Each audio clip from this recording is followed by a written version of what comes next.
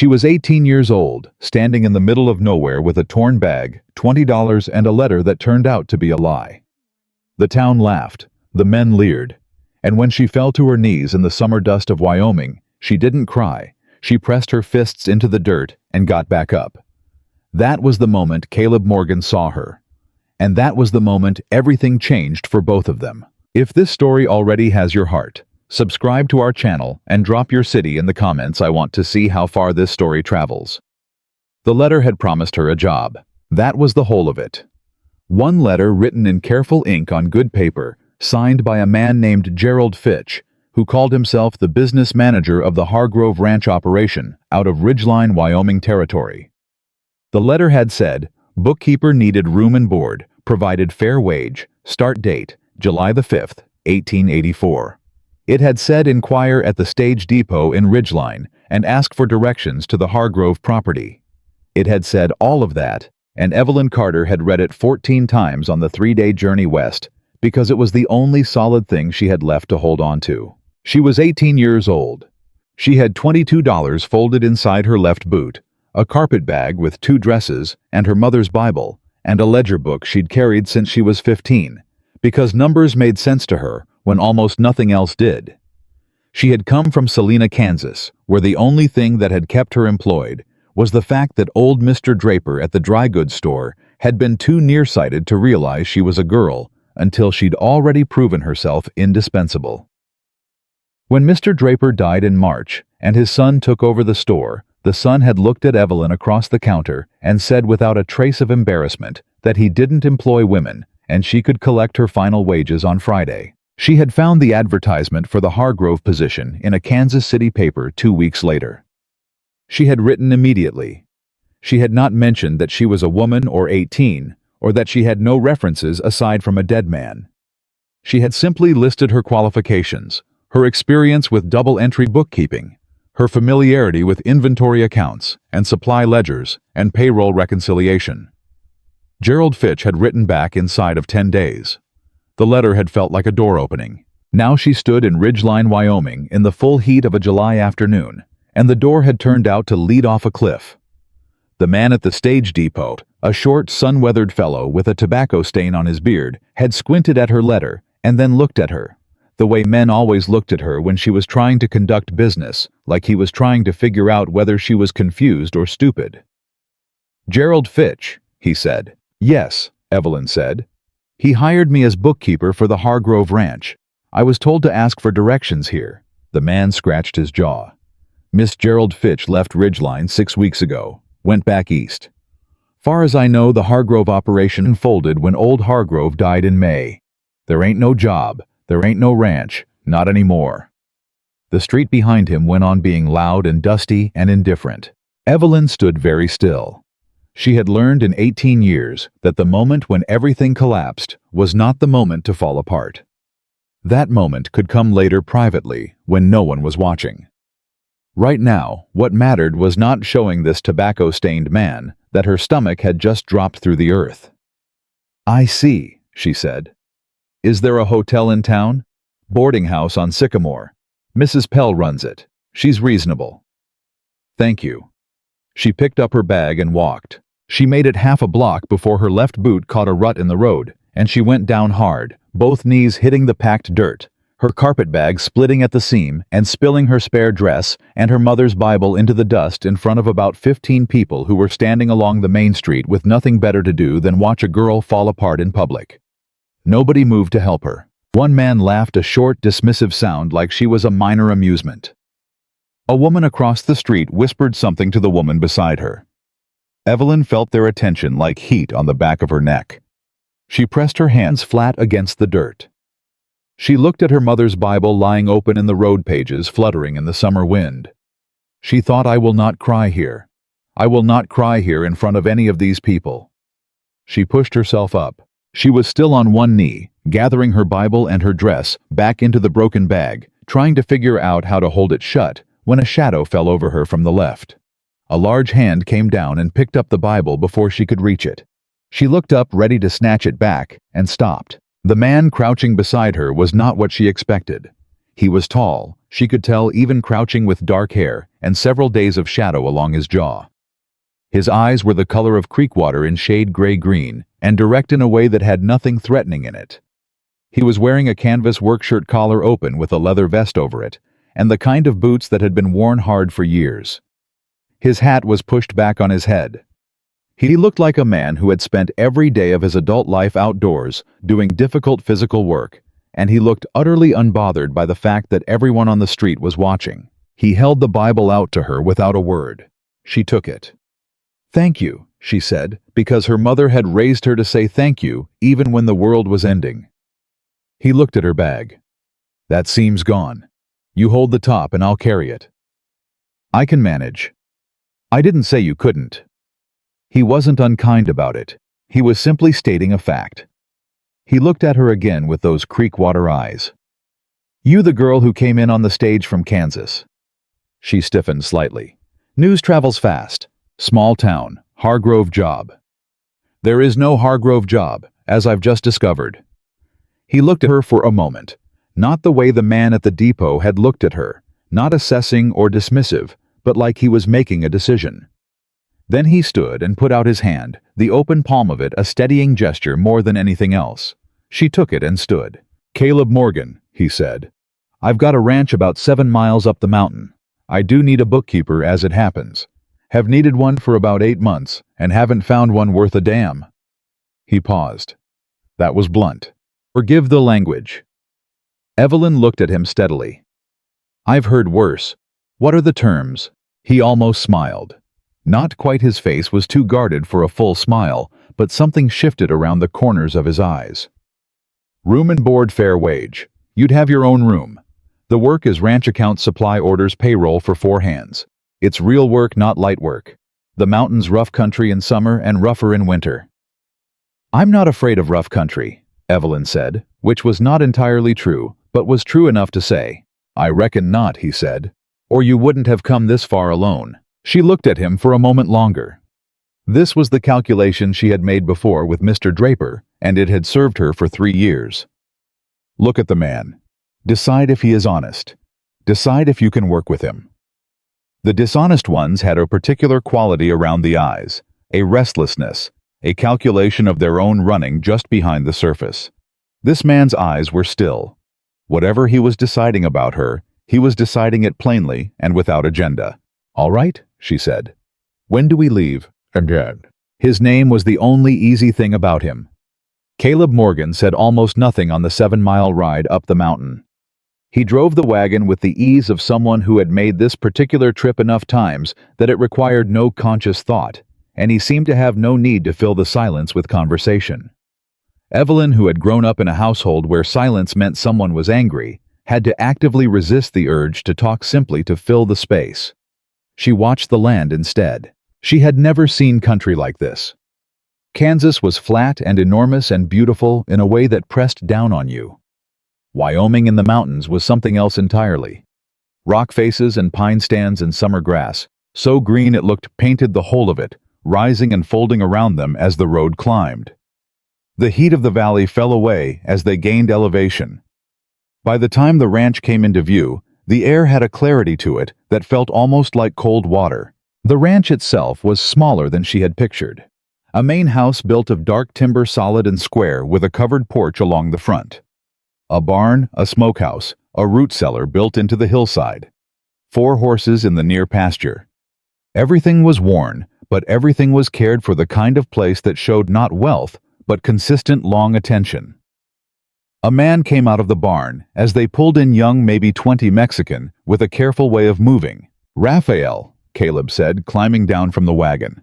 "This is Miss Carter. She'll be taking the bookkeeper position. Show her to the east room." Raphael looked at Evelyn with frank and uncomplicated curiosity. "Yes, sir. Welcome, Miss Carter. You want water? It's been hot since noon." "Water would be wonderful," Evelyn said, and meant it with her whole body.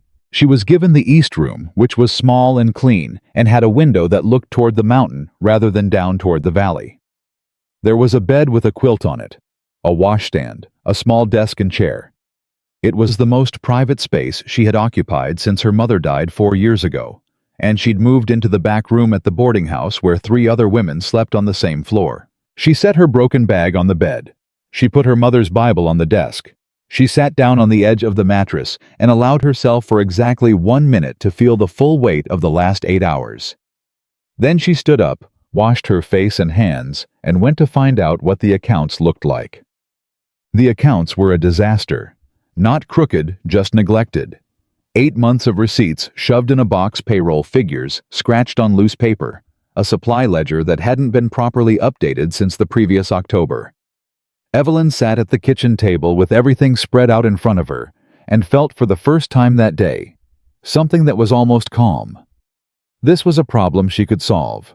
Caleb came in from outside, sometime after dark, washed up at the pump on the porch, and came into the kitchen to find her with 2 columns of figures and a fresh pot of coffee she had helped herself to because Raphael had shown her where everything was. He looked at the papers, then at her. "You started. You said it was real work. I thought I'd see what that meant." He sat down across from her and poured himself coffee without asking, which she didn't mind. "What do you see? You're owed money you haven't collected. 3 suppliers have overcharged you on deliveries, and you either didn't notice or didn't push back. Your payroll is accurate, but your records are a mess, which means if anyone ever audits you, you'll spend a week just finding the documents." She looked at him steadily. "None of it is unfixable, but you needed someone to look at it 6 months ago." "I know," he said. "Why didn't you hire someone sooner?" Something shifted in his expression, a closing like a door swinging almost shut. "The last man I hired took 6 weeks of wages and left with half my petty cash fund." He said it evenly without self-pity. "After that, I was cautious." "That's understandable." "You're not what I expected," he said. She looked up from the figures. "What did you expect?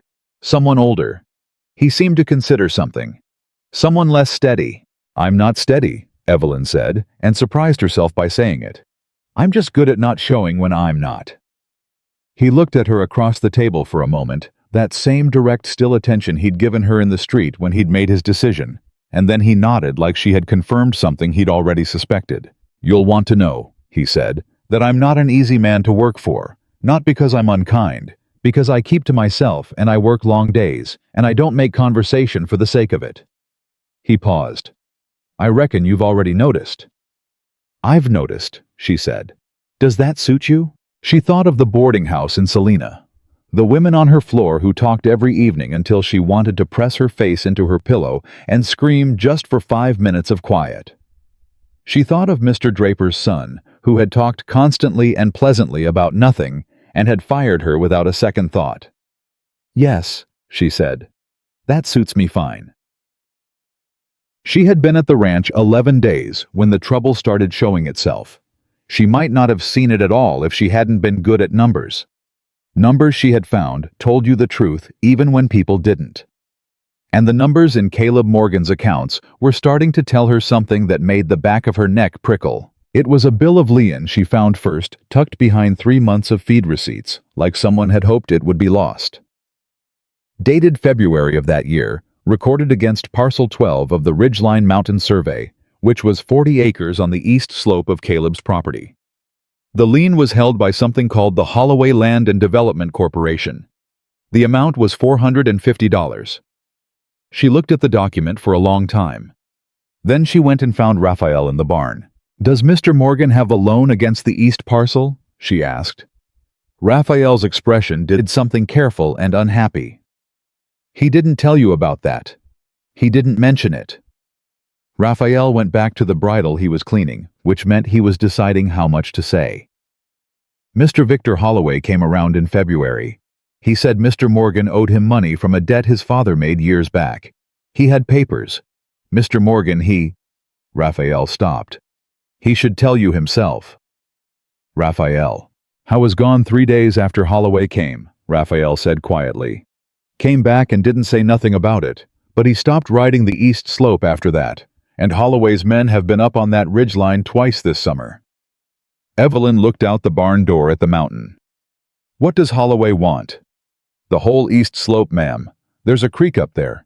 Only reliable water source for 40 miles in a dry summer." Raphael looked at her. You understand what that means for a ranch. She understood exactly what that meant. She thought about not saying anything. It would have been easier. She had been here 11 days. This was not her fight. Whatever Caleb Morgan had going on with Victor Holloway and a lien on his east pasture was not her problem, and if she got involved, she might find herself without a position again before she'd properly settled into this one. She thought all of that very clearly and deliberately on the walk from the barn to the main house. Then she spread the line document on the kitchen table next to the open ledger and waited for Caleb to come in for the midday meal. He looked at it as soon as he came through the door. His face didn't change, not a flinch, not a flicker, but he stopped moving, which was its own kind of reaction from a man who was always in motion. "Where did you find that?" he said. It wasn't really a question. "Behind the August feed receipts." She kept her voice level. "I almost missed it." He came to the table and stood there looking at the document. His hands were at his sides. I was going to deal with it." "How?" Silence. "Caleb." It was the first time she had used his name directly. He looked up at her. "How are you going to deal with it?" "I've been putting together what I could," he said, trying to get ahead of it. He pulled out the chair and sat down heavily, and she noticed for the first time that he looked tired. Not the physical tired of long days, but the kind of tired that came from carrying something for too long. "My father had a debt with Harlan Holloway, Victor's father, years back. A livestock purchase that went bad. He signed something. I don't know exactly what he signed. I was 17 when he died, and by the time I found the paperwork, it was too complicated to parse. Victor Holloway is using his father's debt to claim the east parcel," Evelyn said. "That's what his lawyers say." "Is the debt legitimate?" He looked at her. "I don't know." "Then we need to find out." She sat down across from him. "Your father's papers, do you have them?" "Some. In the storage chest in the back room. I haven't gone through all of it." "I'd like to look at them." Howe was quiet for a moment. He was the kind of man who made decisions slowly and carried them long, and she had learned enough in 11 days to know that pushing him only made him go quieter. So she waited. "Why?" he said finally. "Because if Holloway's claim isn't legitimate, it'll be in the paperwork. Fraudulent liens have signatures and dates that don't match. They have witnesses who can't be found and references to debts that were never formally recorded." She met his eyes. "I'm a bookkeeper, Caleb. This is what I do." He looked at her for a long time. "The chest is in the back room," he said. "Third shelf. It's not locked." She spent 3 evenings in the back room going through his father's papers. She did not ask Caleb to help, and he didn't offer. He moved around the house in the evenings while she worked. She could hear him on the porch, or moving through the kitchen, or outside with the horses in the long summer dusk. Occasionally, he brought her coffee without saying anything and set it beside her and left again. She found the original debt record on the 3rd evening. It was a promissory note dated 1871, signed by William Morgan, Caleb's father, and witnessed by 2 men, a man named Patterson and a man named Garvey. The amount was $230 for a livestock purchase. The terms were clear: repayment in 3 annual installments, beginning in 1872.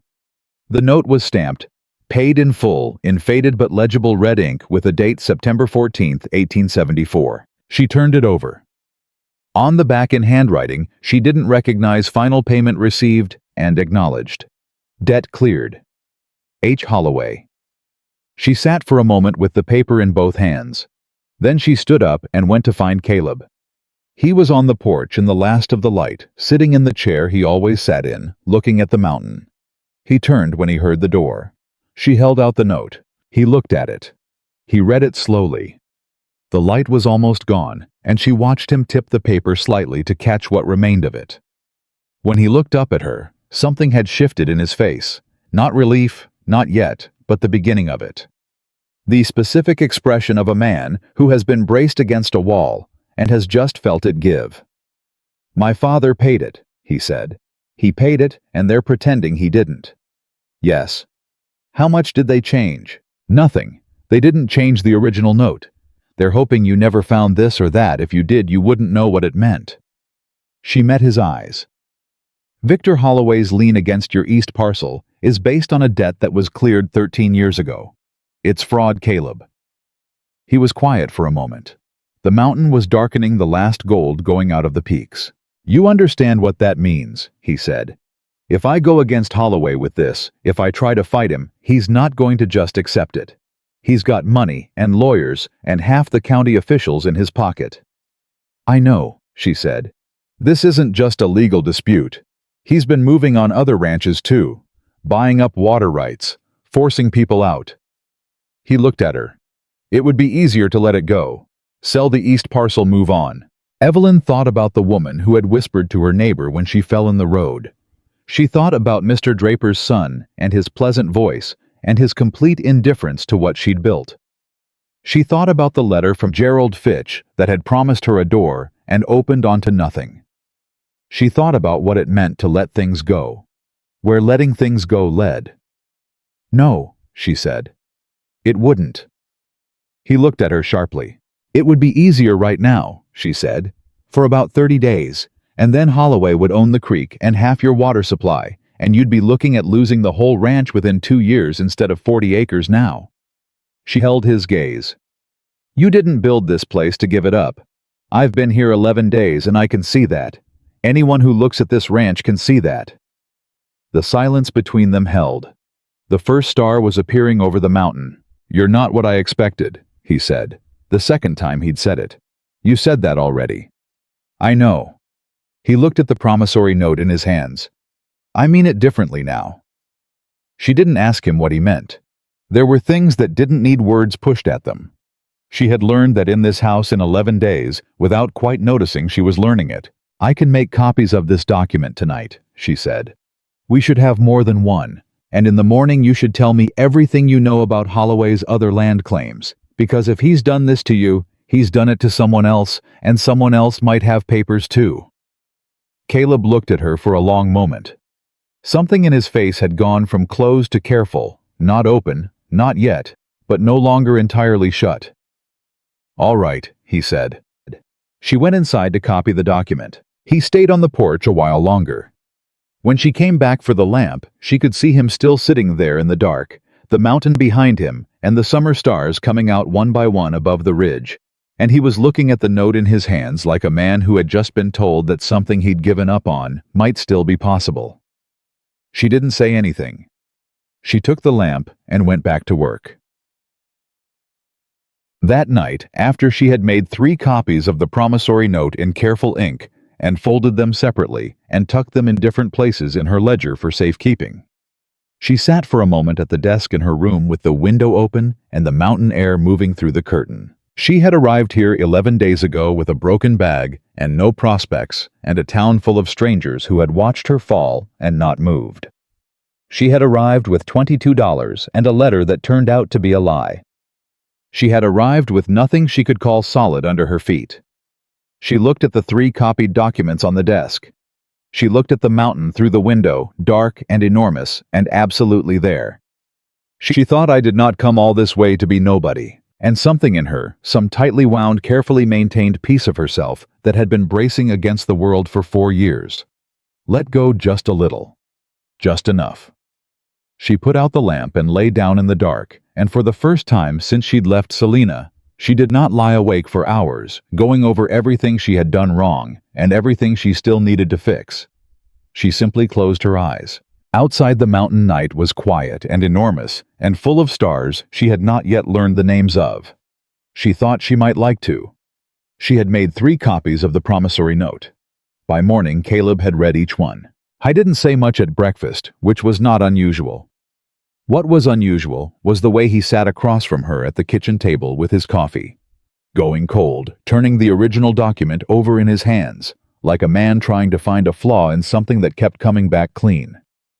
Raphael came in for a biscuit and looked between the two of them and read the room well enough to take his food back outside without being asked. You said Holloway's done this to others, Caleb said finally. I think so. The structure of the lien is too clean, too practiced. Evelyn poured herself more coffee. Someone sat down and drafted that document, knowing exactly what language to use and what to omit. That takes either a very good lawyer or a great deal of previous experience. Or both. Or both, she agreed. Do you know which ranches he's been moving on? Caleb set the document down. The Delaney spread south of town. Walt Delaney sold out in April, said he couldn't make the payments anymore. But Walt's ranch had good grass and a reliable well. I never understood why he couldn't make it work. Did you talk to him before he sold? Walt doesn't. He stopped. Walt didn't talk much after his wife passed. I should have checked in on him more than I did. He said it plainly without making it into a confession, but she heard the weight behind it. There's also the Pickett family, east of the ridge. Tom Pickett told me last month that he'd gotten papers he didn't understand from some Denver law firm. He was trying to get a lawyer in Ridgeline to look at them, but the only lawyer in Ridgeline is in Holloway's pocket, Evelyn said. Caleb looked at her. Raphael told me, she said. Yesterday. He didn't mean to. I was asking about town.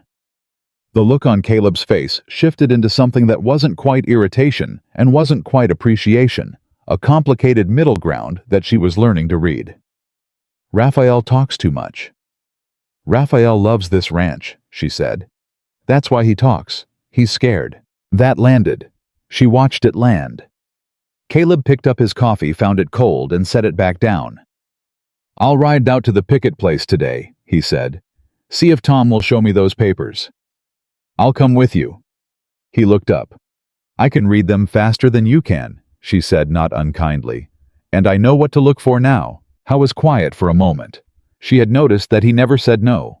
Quickly he turned things over, first examined them, and then gave you his answer. And his answer usually held because of how long it had taken him to arrive at it.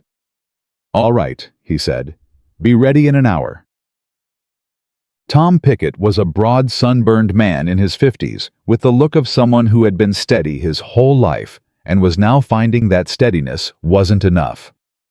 He met them at the fence line of his property and shook Caleb's hand and looked at Evelyn with the uncertain courtesy of a man who didn't quite know how to place her. This is Miss Carter, Caleb said. She's my bookkeeper. She's better with legal documents than either of us. Tom Pickett looked at her again. He made some kind of rapid internal calculation. Then he said, Well, come on in. The papers from the Denver law firm were on Tom's kitchen table, under a coffee mug that had been sitting on them long enough to leave a ring. Evelyn picked them up and began reading while Tom and Caleb stood awkwardly on either side of the table and talked about the summer grass and whether the creek was running low and other things neither of them was thinking about. It took her 6 minutes. Mr. Pickett, she said. Did your father ever do business with a man named Harlan Holloway? Tom blinked. My grandfather, maybe. I couldn't say for certain. This claim refers to a debt from 1869, 15 years ago. She set the papers on the table and smoothed them flat. It uses the same language as the lien against Mr. Morgan's property, almost word for word. She looked at both men.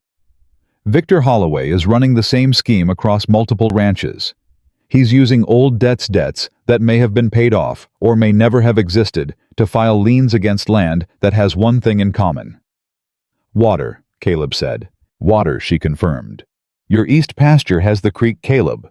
Mr. Pickett, what's the water situation on your land? Tom sat down slowly. Spring-fed pond in the north quarter. Never dries up, not even in drought years. His voice had gone flat and heavy. My grandfather dug it. Then that's what he wants, Evelyn said. The kitchen was very quiet. Tom looked at Caleb. I can't fight a Denver law firm. I've got 3 kids still at home. You don't have to fight them, Evelyn said, and both men looked at her.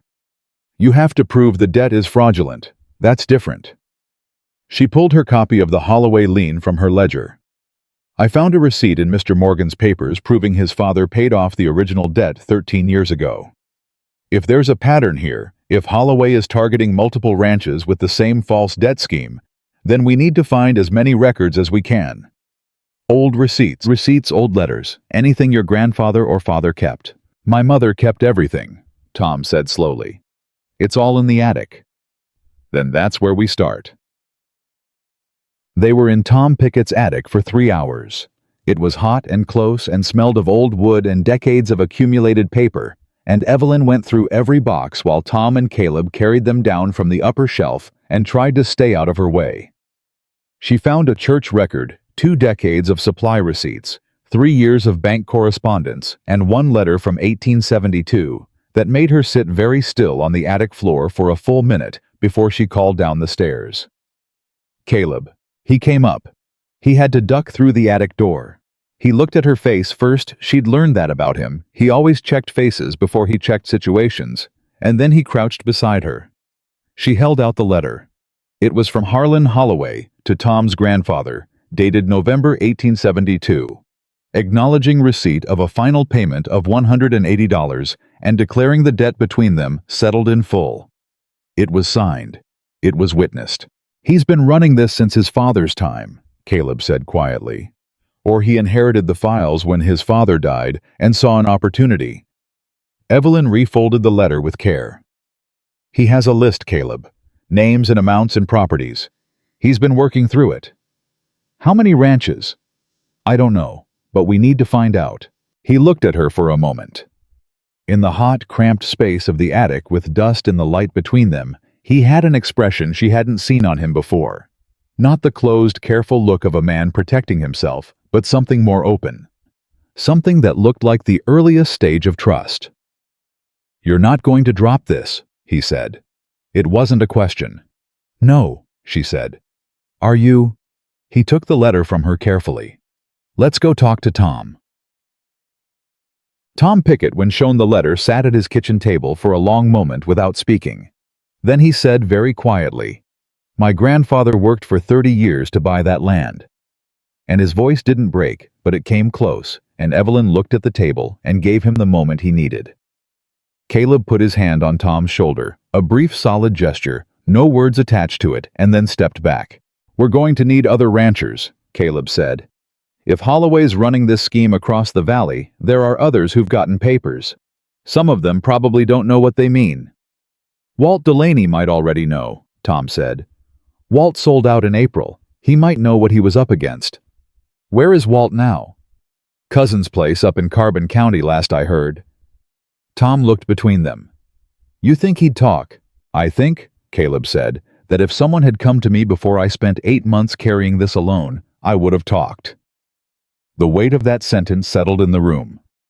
Evelyn watched Caleb's face as he said it, and saw something that she suspected he didn't often let show: the specific exhaustion of a man who had been fighting something quietly for too long alone, because asking for help was not a skill he'd ever learned. She understood that particular kind of tired.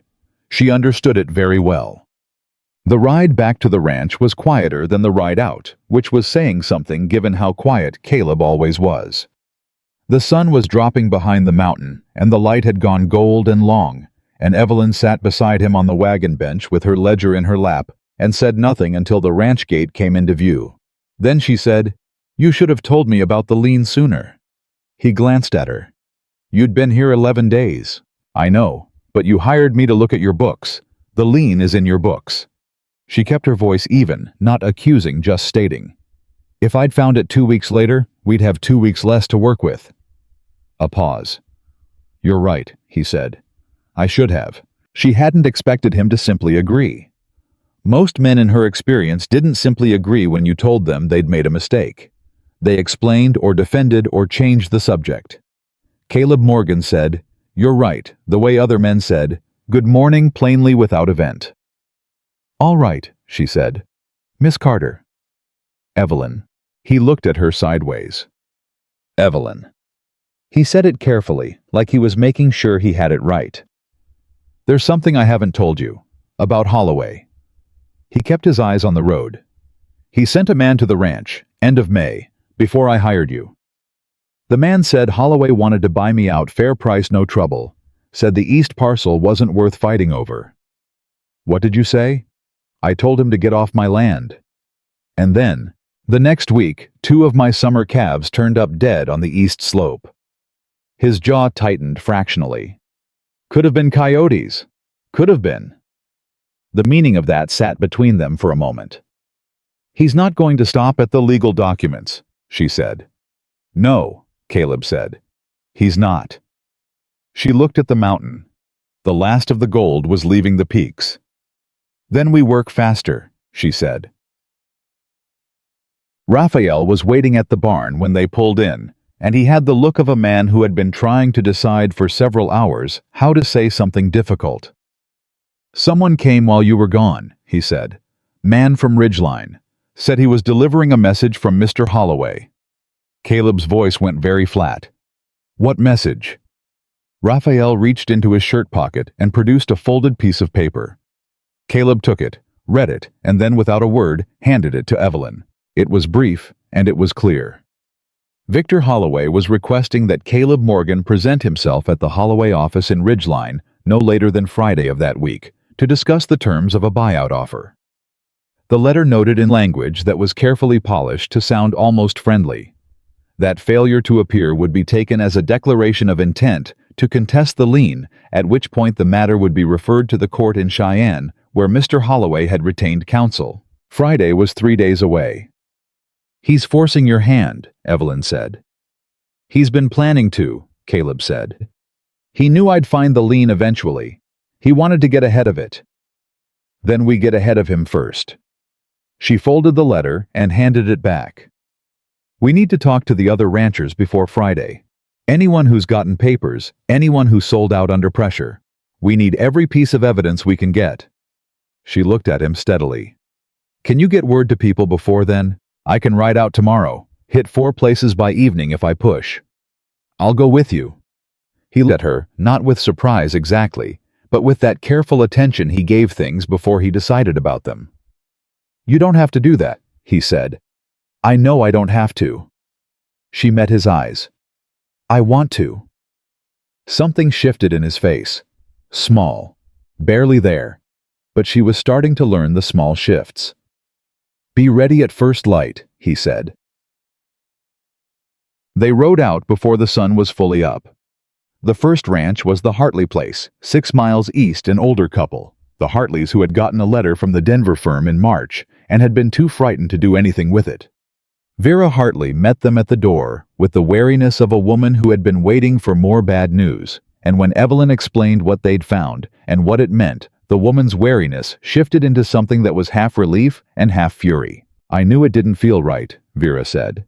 She went immediately to the bureau in the main room and produced a tin box from the second drawer. Harold said we should pay it to be safe. I said, don't you dare pay a cent on something you don't understand. She looked at her husband, who was sitting at the kitchen table looking embarrassed. I told him. Harold Hartley was a large man who had the decency to look sheepish. You told me, he allowed. The tin box had 20 years of correspondence in it, organized with the precision of a woman who had never trusted anyone else to find things. Evelyn went through it in 12 minutes and found what she needed, a receipt from 1868, signed by Harlan Holloway, acknowledging payment in full of a debt owed by Harold Hartley's father. Vera Hartley looked at the receipt and then looked at Evelyn with an expression that was moving rapidly toward fury. He's been stealing from dead men, she said, using the debts of dead men against their children. Yes, Evelyn said. Tell me what I can do. The second ranch didn't go as smoothly. Jim Cotter was 34, and afraid men, Evelyn had learned, often came out swinging before they figured out whether you were an enemy or not. He met them in his yard with his arms crossed and his face closed, and when Caleb introduced Evelyn Carter, looked at her the way the man at the Ridgeline Depot had, like she was a complication he didn't have patience for. I don't know why you'd bring a woman out here to talk about my legal troubles, Cotter said. Caleb's voice stayed even. Because she's the one who found the fraud in the first place. Fraud's a strong word. It's the right word, Evelyn said. She kept her tone steady and professional, which was the only way she'd learned to get through conversations like this one. Mr. Cotter, I'm not asking you to trust me. I'm asking you to look at 2 documents side by side and tell me if you don't see what I see. Cotter looked at her for a long moment. Then he said, Fine, show me. She laid the Morgan lien and the Hartley lien on the hood of his wagon side by side. She pointed to the language in each, the same phrases, the same clauses, the same carefully vague references to debts, inherited by virtue of property succession. Cotter's arms uncrossed slowly without him seeming to notice. He used almost the same sentence twice, Cotter said. Right there, word for word. Yes. That's... He stopped. He looked at Caleb. That's not a coincidence. No, Caleb said. It's not. Cotter's jaw worked for a moment. Then he went inside and came back with an envelope and held it out to Evelyn without a word. Inside was a lien notice 2 months old, filed against the 40 acres of his north pasture that contained the only reliable spring on his property. I haven't told my wife, he said. His voice had gone rough. She'd be sick over it. We got 3 kids. Evelyn put the envelope carefully in her ledger. Do you have any old papers? Anything from your father's time? My father didn't keep much. He swallowed. But my mother's sister might. She kept everything from when the family first settled here. Will she talk to us? Cotter looked at Caleb. Caleb looked back at him, steady and patient. I'll bring you to her, Cotter said. The aunt. A small, sharp-eyed woman named Agnes, who lived alone and kept her house like a military operation, had a cedar chest under her bed that had not been opened in 15 years. She opened it for them without hesitation and stood back and let Evelyn go through it, which Evelyn appreciated more than she said. The evidence was in there. Not a receipt this time, but better a letter from Harlan Holloway himself, dated 1874, addressed to Cotter's grandfather, confirming the settlement of all outstanding accounts between them and wishing the family well on their continued settlement of the Wyoming territory. It was written in the slightly formal, slightly florid language of a man who thought of himself as gracious, and it was worth its weight in gold. Agnes read it over Evelyn's shoulder. Victor Holloway's father wrote that, she said. Yes, ma'am. Agnes straightened up. His father shook my brother-in-law's hand in this very town and called him a good man, and now his son is trying to steal from his grandchildren. Her voice was precise and cold and absolutely furious. What do you need from me? Copies of this letter and your sworn statement that you found it in your family's possession, Evelyn said. When the time comes. You'll have it, Agnes said. You'll have whatever you need. They ate a late midday meal at the Cotter place. Agnes refused to let them leave without food, and she had opinions about people who tried, and Evelyn sat at the table while Jim Cotter and Caleb talked and thought about what they had so far, and what they still needed. 4 ranches. 4 fraudulent lions, traceable to the same scheme. 3 documented cases where the original debt had been cleared in writing. 1 sold-out ranch Delaney that might have the same paper trail if Walt Delaney had kept his father's records. It was enough to take to a court, maybe. But Holloway had the Ridgeline judge, and she knew it. They would need to go higher than Ridgeline. She was still working through it when she realized Cotter was talking to her. You from back east? He asked. Not unfriendly, just curious in the way of a man reassessing someone. Kansas, she said. What brings you out here to all this trouble? She considered the question honestly. I needed work, she said. And I was better at finding it than staying safe. Cotter snorted not unkindly. Sounds like half the people in this territory. Caleb across the table said nothing, but she felt him listening. The 3rd ranch was a near miss.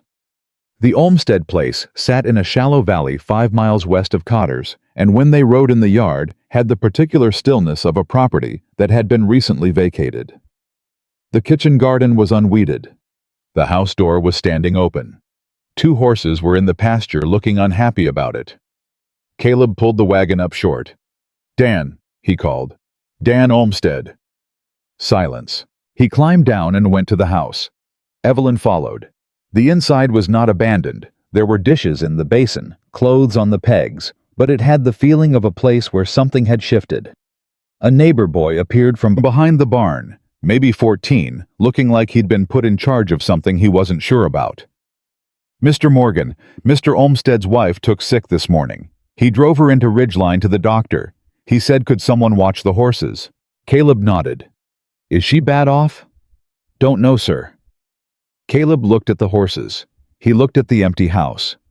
He reached into his vest pocket and produced a folded bill, which he handed to the boy without ceremony. You stay till he's back. Feed and water them at sundown." The boy took the money with wide eyes. "Yes, sir. Thank you, sir." They drove back to the main road in silence. After a while, Caleb said, "We'll have to come back." "I know," Evelyn said. "3 is enough to work with for now." She paused. "You gave that boy more than he asked for." "He didn't ask for anything," Caleb said. "Exactly." He glanced at her sideways. In that way he had brief measuring. She was beginning to think that the measure he was taking of her was going better than either of them expected. They made it back to the ranch in the early dark, and Raphael had supper ready and a look on his face that meant something had happened in their absence. "Man came again," Raphael said, before either of them were fully through the door. "Different man this time. Didn't give a name. He wanted to know if you'd hired on any new people recently." He looked at Evelyn. "Asked specifically if there was a woman staying here." The room went very quiet. Caleb's voice didn't rise. It never rose. But it went very level in a way she had learned meant something. "What did you tell him?" "I said I didn't know what he was talking about. That it was just you and me and the hands." Raphael's jaw was set. "He didn't believe me. He looked around the yard some. Then he left." Caleb turned to look at Evelyn. She was already looking at him. "Holloway's watching the ranch," she said. "He's watching for you," Caleb said. "He knows someone's been gathering information. The Hartleys must have—" He stopped. He shook his head. "Or Carter. Or it could be someone in between. Or Holloway already had someone watching and they saw us today. Either way." He moved to the window and looked out into the dark. She knew he wasn't seeing anything. It was too dark for that, but he had the look of a man taking inventory of the distance between himself and something dangerous. "You need to be careful," he said without turning. "More careful than you've been." "I've been careful. I know." He turned. "I'm saying more." He held her gaze for a moment, and in that moment, she saw something that surprised her. Not just the protective instinct she'd have expected from any man in this situation, but something more specific and more personal. Concern. Real concern, the kind that had nothing to do with duty, and everything to do with actually minding whether something happened to someone. "This isn't just about the ranch anymore, Evelyn. If Holloway thinks you're a threat, then I'm a threat," she said steadily. "I'm not going to stop being one." His jaw worked. "That's not what I meant." "I know what you meant." She set her ledger on the kitchen table. "I know you're worried. I'm not dismissing that." She met his eyes. "But I've been careful my whole life, and careful kept me in a back room in Kansas, counting someone else's money for 3 years. I'm not interested in careful anymore." The kitchen was very still. Raphael was suddenly very busy with the supper pot. Caleb looked at her for a long moment, long enough that she started to wonder if she'd gone too far, said too much, pushed against that closed-door quality in him once too often. Then he said quietly, "Fair enough." And something in the room eased. "Supper," Raphael said firmly, and put 3 bowls on the table. They sat up late that night, she and Caleb, after Raphael had gone to the bunkhouse and the ranch had gone quiet around them. She was making a proper record of everything they'd gathered, organizing by date, by ranch, by the name of the original creditor, while he sat across from her and went over the lean documents one more time. She'd noticed that he read slowly and carefully, the way a man reads something when he knows he can't afford to miss anything. He didn't apologize for it, and she didn't comment on it. At some point he said without looking up, "I haven't trusted anyone with this ranch in a long time." She kept writing. "I know. I'm not saying it's easy. I didn't think it was." She finished a line and looked up. "But you're doing it anyway." He was quiet for a moment. His eyes were on the document in front of him, but he wasn't reading anymore. "My father trusted the wrong person once. Cost him more than money." He set the paper down. "I made myself a rule after that. Don't trust quick. Don't trust without reason." "That's not a bad rule," she said. "You've given me reason," he said plainly. Like it was a simple fact he was reporting, not a compliment he was offering. She looked at him. He looked back directly, without the layers of reserve he usually wore, and it was like a window coming open. After a long time closed, the air that came through it was unexpectedly clear. "Don't make it into more than it is," she said, because she'd spent a lifetime learning not to assume things meant what she wanted them to mean. "I'm not," he said. "I'm just telling you the truth." He picked up the document again. "I reckon you deserve that." She looked down at her ledger. Her handwriting on the page was perfectly even, perfectly controlled. It had taken her years to make it that way, years of practicing steadiness, so nobody would ever see her hands shake. "Friday is 2 days out," she said. "I know. We need Walt Delaney's records if we can get them.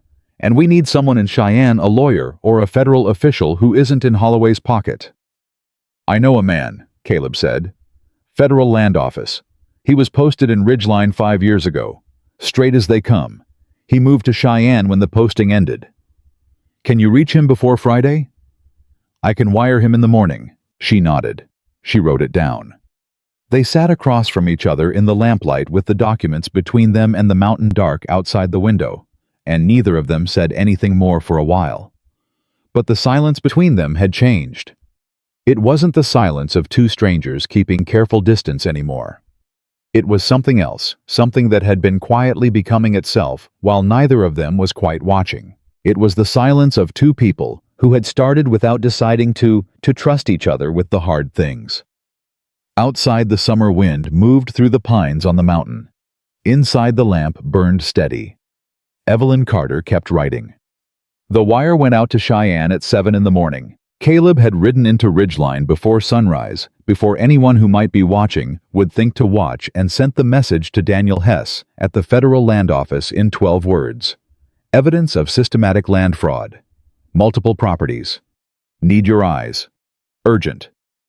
He was back at the ranch before the hands had finished their morning feed, and he told Evelyn what he'd done over coffee, the way a man reports a decision already made.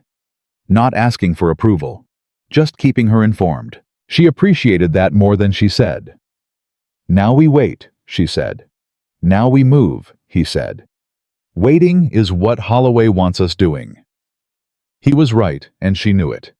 The wire might take a day to reach Hess, and another day to get a response. Friday was coming, whether they were ready or not. So they split the morning between them. Caleb rode south to find Walt Delaney's cousin's address from a man in town who owed him a favor, and Evelyn sat at the kitchen table and did what she did best. She built a case. She organized everything they had into a single document dated and sourced. The Morgan promissory note paid in full in 1874. The Hartley receipt. The Pickett letter. The Cotter settlement confirmation from Agnes. 4 separate instances of Victor Holloway. Filing lines against properties where the underlying debt had already been cleared in writing with the Holloway signature on the release. She cross-referenced the language in each lien document and wrote out in plain numbered points exactly where the fraudulent claims diverged from the legitimate records. When she finished, she read it back to herself. Then she read it again. It was good. It was very good. Any competent federal officer who read this document would understand immediately what had happened and who had done it. The problem was getting it in front of someone competent and federal before Friday. Caleb came back before noon with an address. Walt Delaney was at his cousin's place in Hannah, 40 miles north. Too far to ride and return before Friday. But Caleb had also come back with something else, a piece of information that landed on the kitchen table between them like a stone. "Holloway's called a meeting," Caleb said. "Tonight, at the Ridgeline Saloon. Invited all the ranchers in the valley." Evelyn looked up. "Why?" "Officially to discuss a new water management proposal. He's been floating it around some cooperative agreement where everyone contributes access to their water sources in exchange for guaranteed supply in dry years."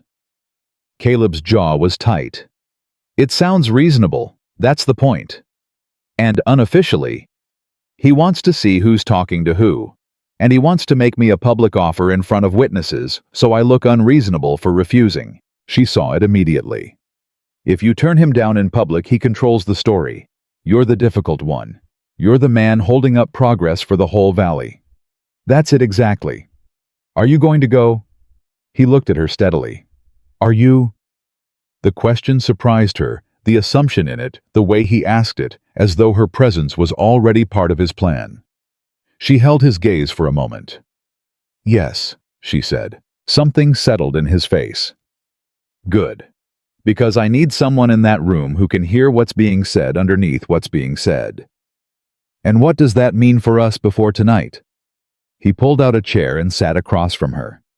"It means we finish what you're building, and it means you tell me exactly what to say when Holloway makes his offer." Raphael drove them into Ridgeline that evening. He'd argued to come, not loudly.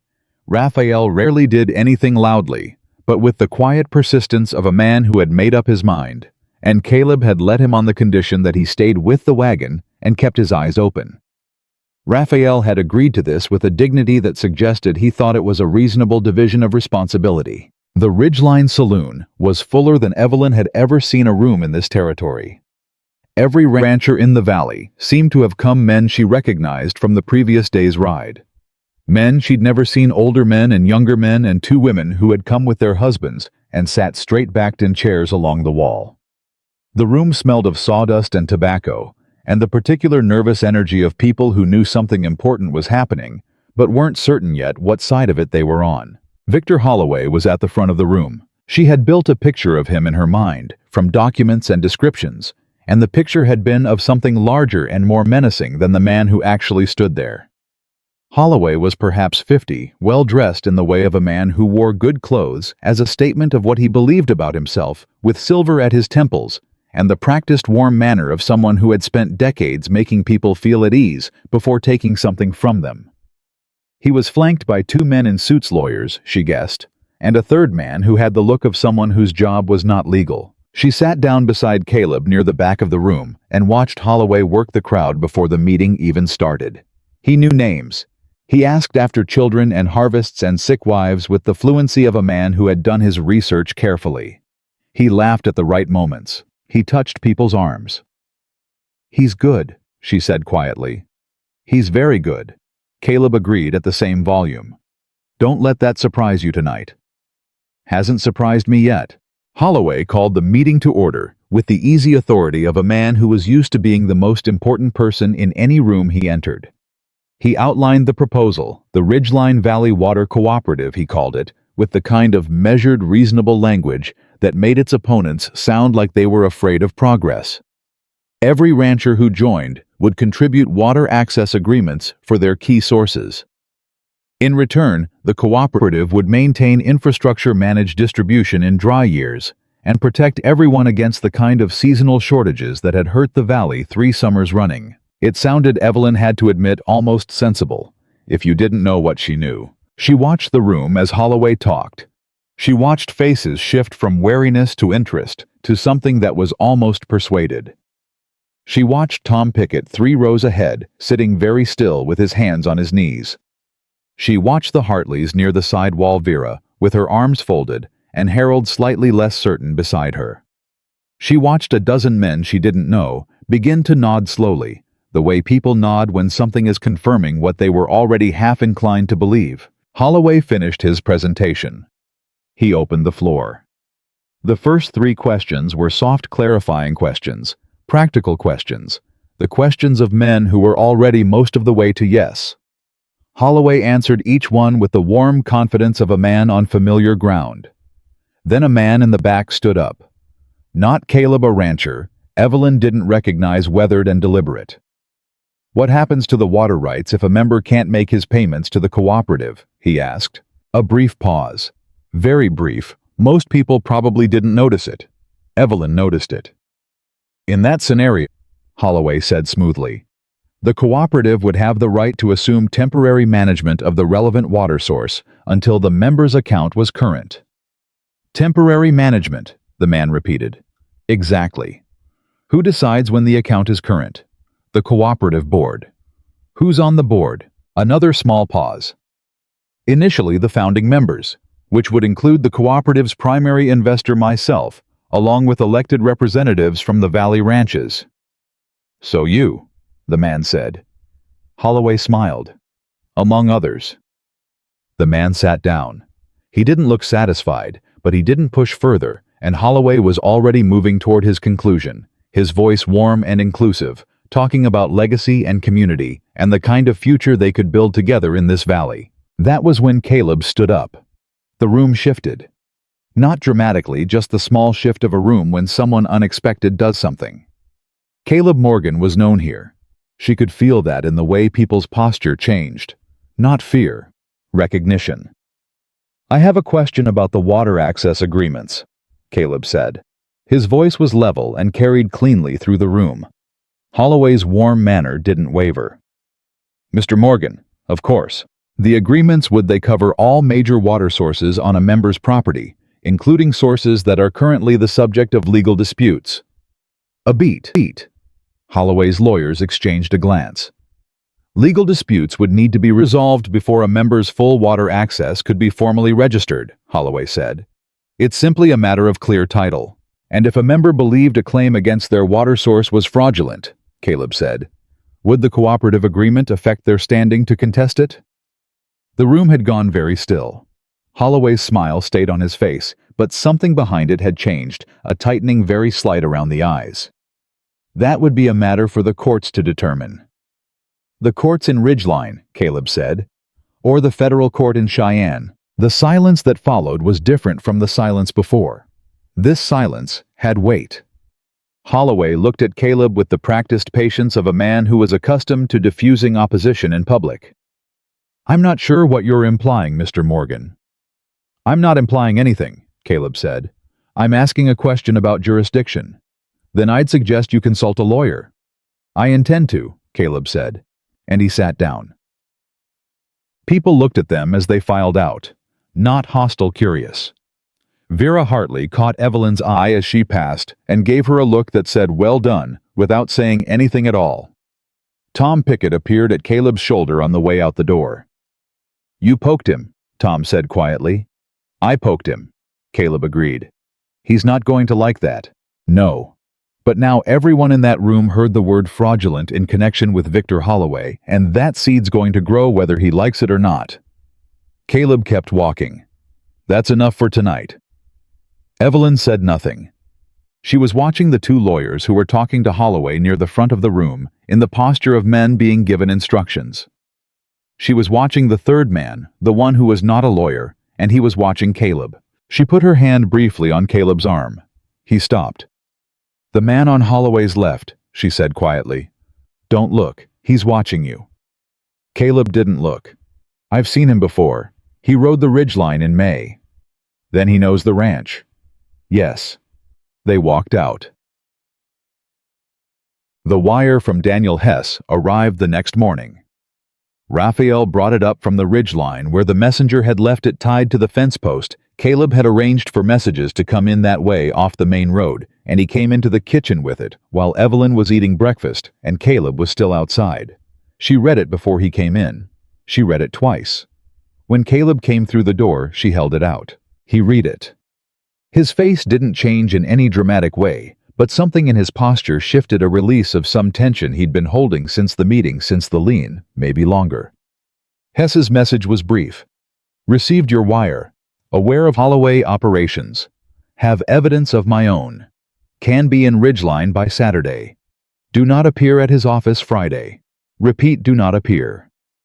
"Saturday," Caleb said. "He's already been watching Holloway," Evelyn said. "We're not the only ones." Which means we're not alone in this." She picked up her coffee. "And it means Friday is a trap." Caleb set the wire on the table.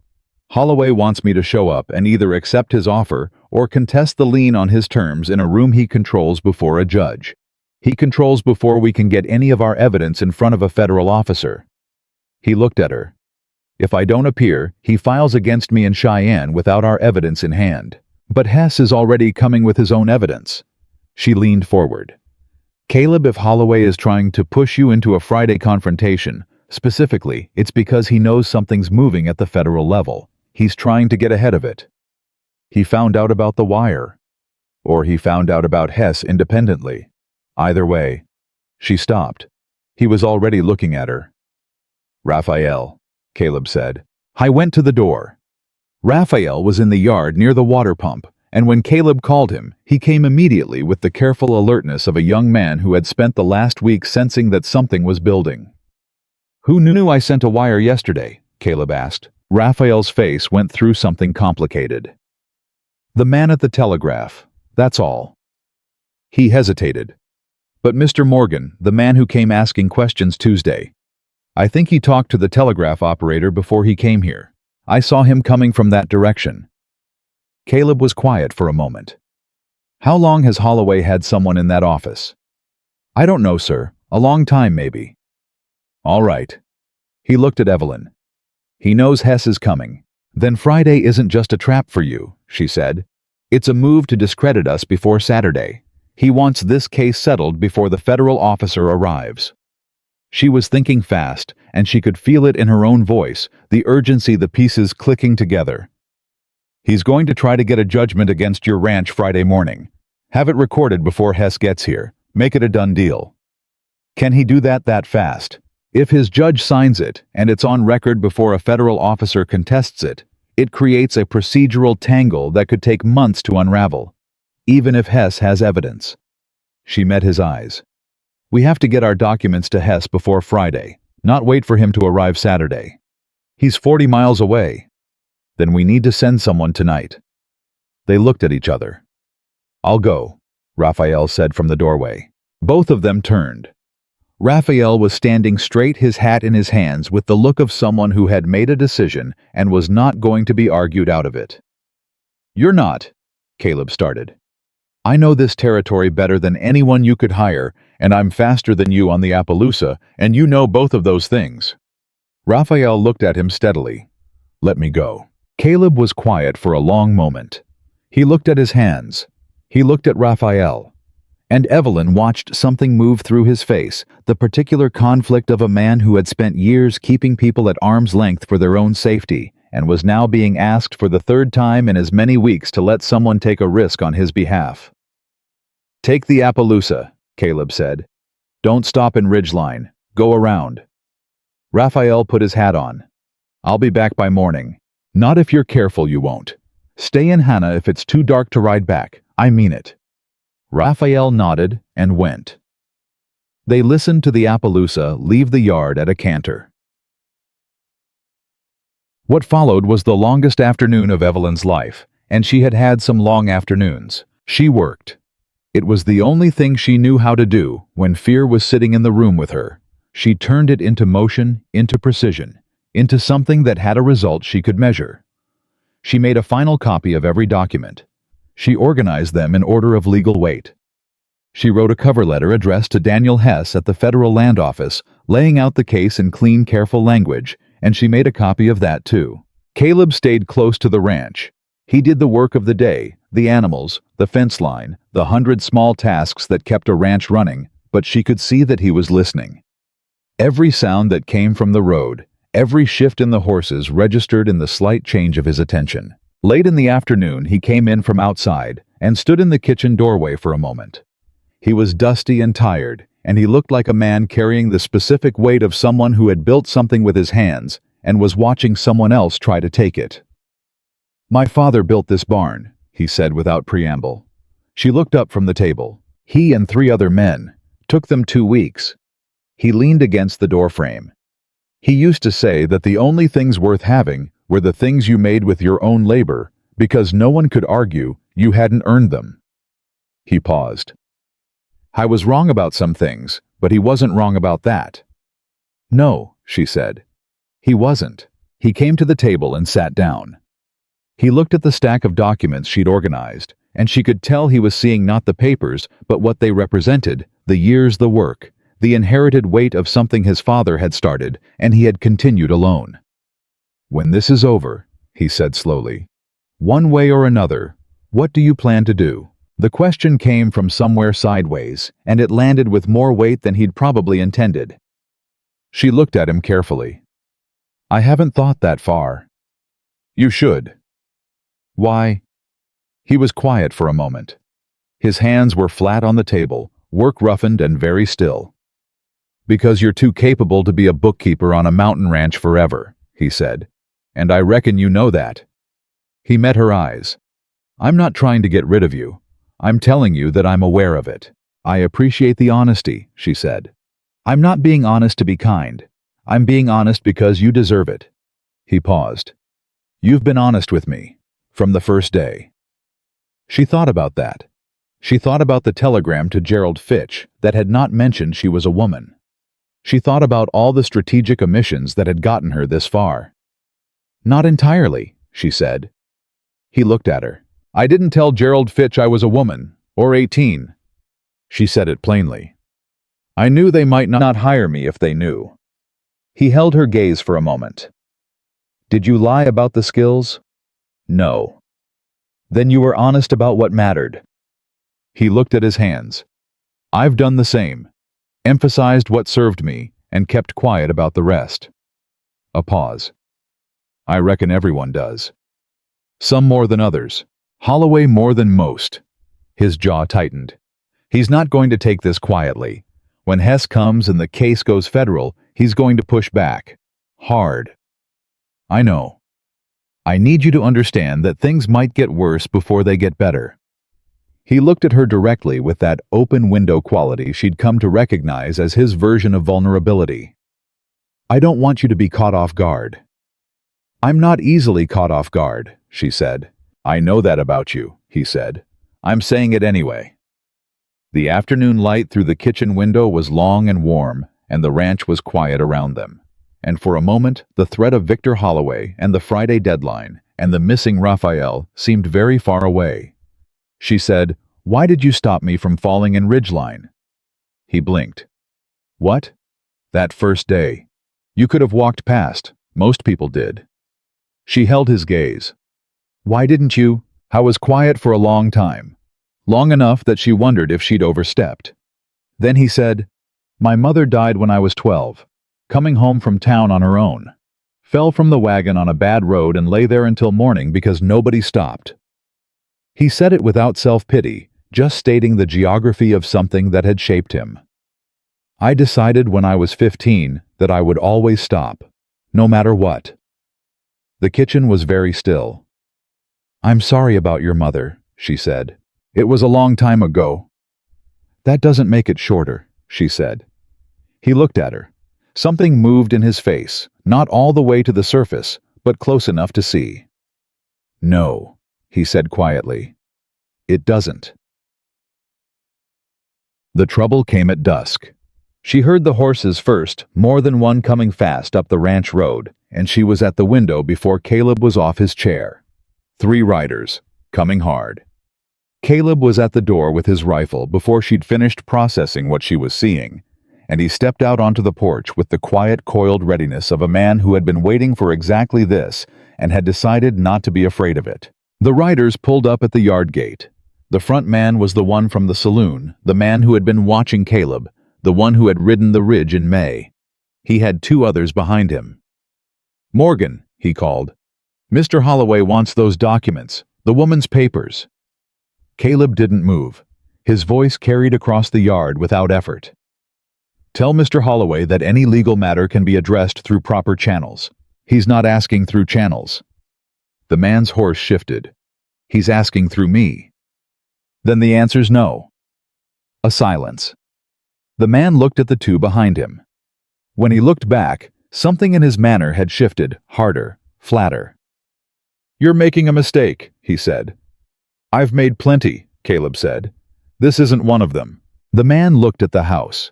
He was looking for her, she realized, trying to see through the window, trying to assess where the papers were. She stepped back from the glass. Last chance, the man said. I heard you the first time, Caleb said. Get off my property.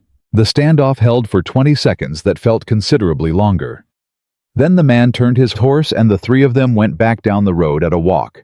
Not the fast retreat of men who were done, but the measured departure of men who were shifting to a different plan. Caleb came back inside.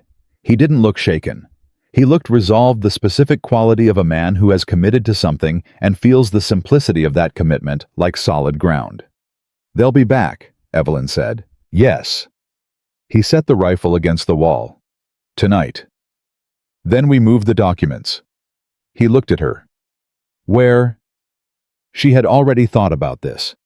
She pulled the ledger from the table and looked at it, this battered, overstuffed, completely indispensable ledger that had traveled from Kansas with her and now contained the evidence that could bring down Victor Holloway's entire operation. "Vera Hartley," she said. "She's 10 miles away, and Holloway won't expect it. She's already agreed to help. I'll ride." "I'll ride," she said. "You need to stay here. If they come back and find the ranch empty, they'll burn it." He looked at her for a moment with an expression she couldn't fully read, something complex and layered and more personal than anything he'd shown her before. "Evelyn." "I know the road," she said. "I've ridden it twice, and I'll take your second horse, the fast one. That's not what I—" He stopped. He took a breath. He looked at his hands and then at her, and she could see him making the same calculation he'd made at the kitchen table, and every time before that, weigh the risk, make the decision, hold to it. "You come back before full dark. You don't stop. You don't detour." "I know. And you take the rifle." "I'm not a good shot. Nobody needs to know that." He said it with such flat certainty that something in her chest wound tight for 3 weeks, released by a fraction. "Take it anyway." She took it. She was at the barn door when he called after her. "Evelyn." She turned. He was standing in the yard, tall and still, with the mountain behind him, and the dusk turning everything, the color of old copper. And he had an expression that she would carry with her for the rest of the ride, and probably longer than that. "Come back," he said. Simple. 2 words. Not an order, not a question. Just the truth of what he wanted, said plainly, by a man who had spent years not saying such things plainly. She looked at him for one moment. "I will," she said. And she rode. Vera Hartley met her at the fence line with a lantern, and no questions, took the ledger with both hands like someone receiving something sacred, and said only, "I'll put it in the bread box under the floor. Harold built it when the Sioux troubles came through. Nobody's found it in 12 years. "Don't tell anyone it's there," Evelyn said. "Child," Vera said with the patient authority of a woman who had been keeping secrets since before Evelyn was born. "I didn't tell Harold where I keep the household money, and we've been married 31 years. Go back to that man of yours. He's worried." She started to say, "He's not my man," and then she thought about 2 words, said plainly in a darkening yard, and she said nothing at all. She rode back fast, and the stars were just coming out when she turned through the ranch gate. Caleb was on the porch. He stood when he heard the horse, and the particular tension in his posture when he saw her, the release of it, the specific way his shoulders dropped by a fraction, told her more than he probably intended. She dismounted. She walked the horse to the fence. She looked at him. "Documents are safe," she said. "Good."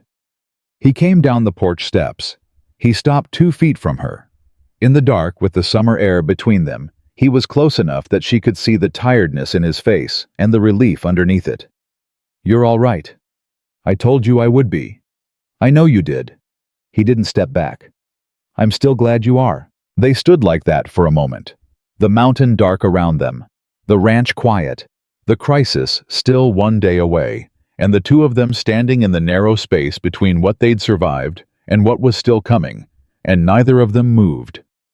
Then somewhere in the barn, a horse shifted and stamped, and the moment released. "Tomorrow," she said. "Tomorrow," he agreed. They went inside.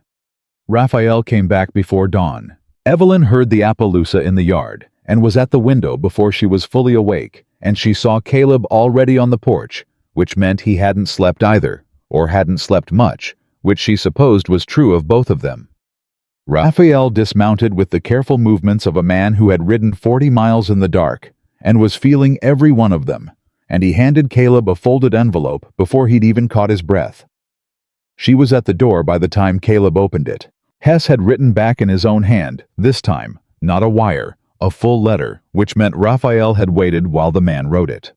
Caleb read it once and handed it to Evelyn without a word. Daniel Hess had been building a file on Victor Holloway for 14 months. He had evidence from 3 counties, not just Ridgeline, but Carbon and Albany too. He had affidavits from 2 ranchers who had already sold out under pressure and were willing to testify. He had a correspondence chain between Holloway and a Denver law firm that documented in writing the deliberate strategy of identifying old debt records and using them to manufacture fraudulent liens. He was not coming Saturday. He had moved his departure up. He would be in Ridgeline by Friday noon.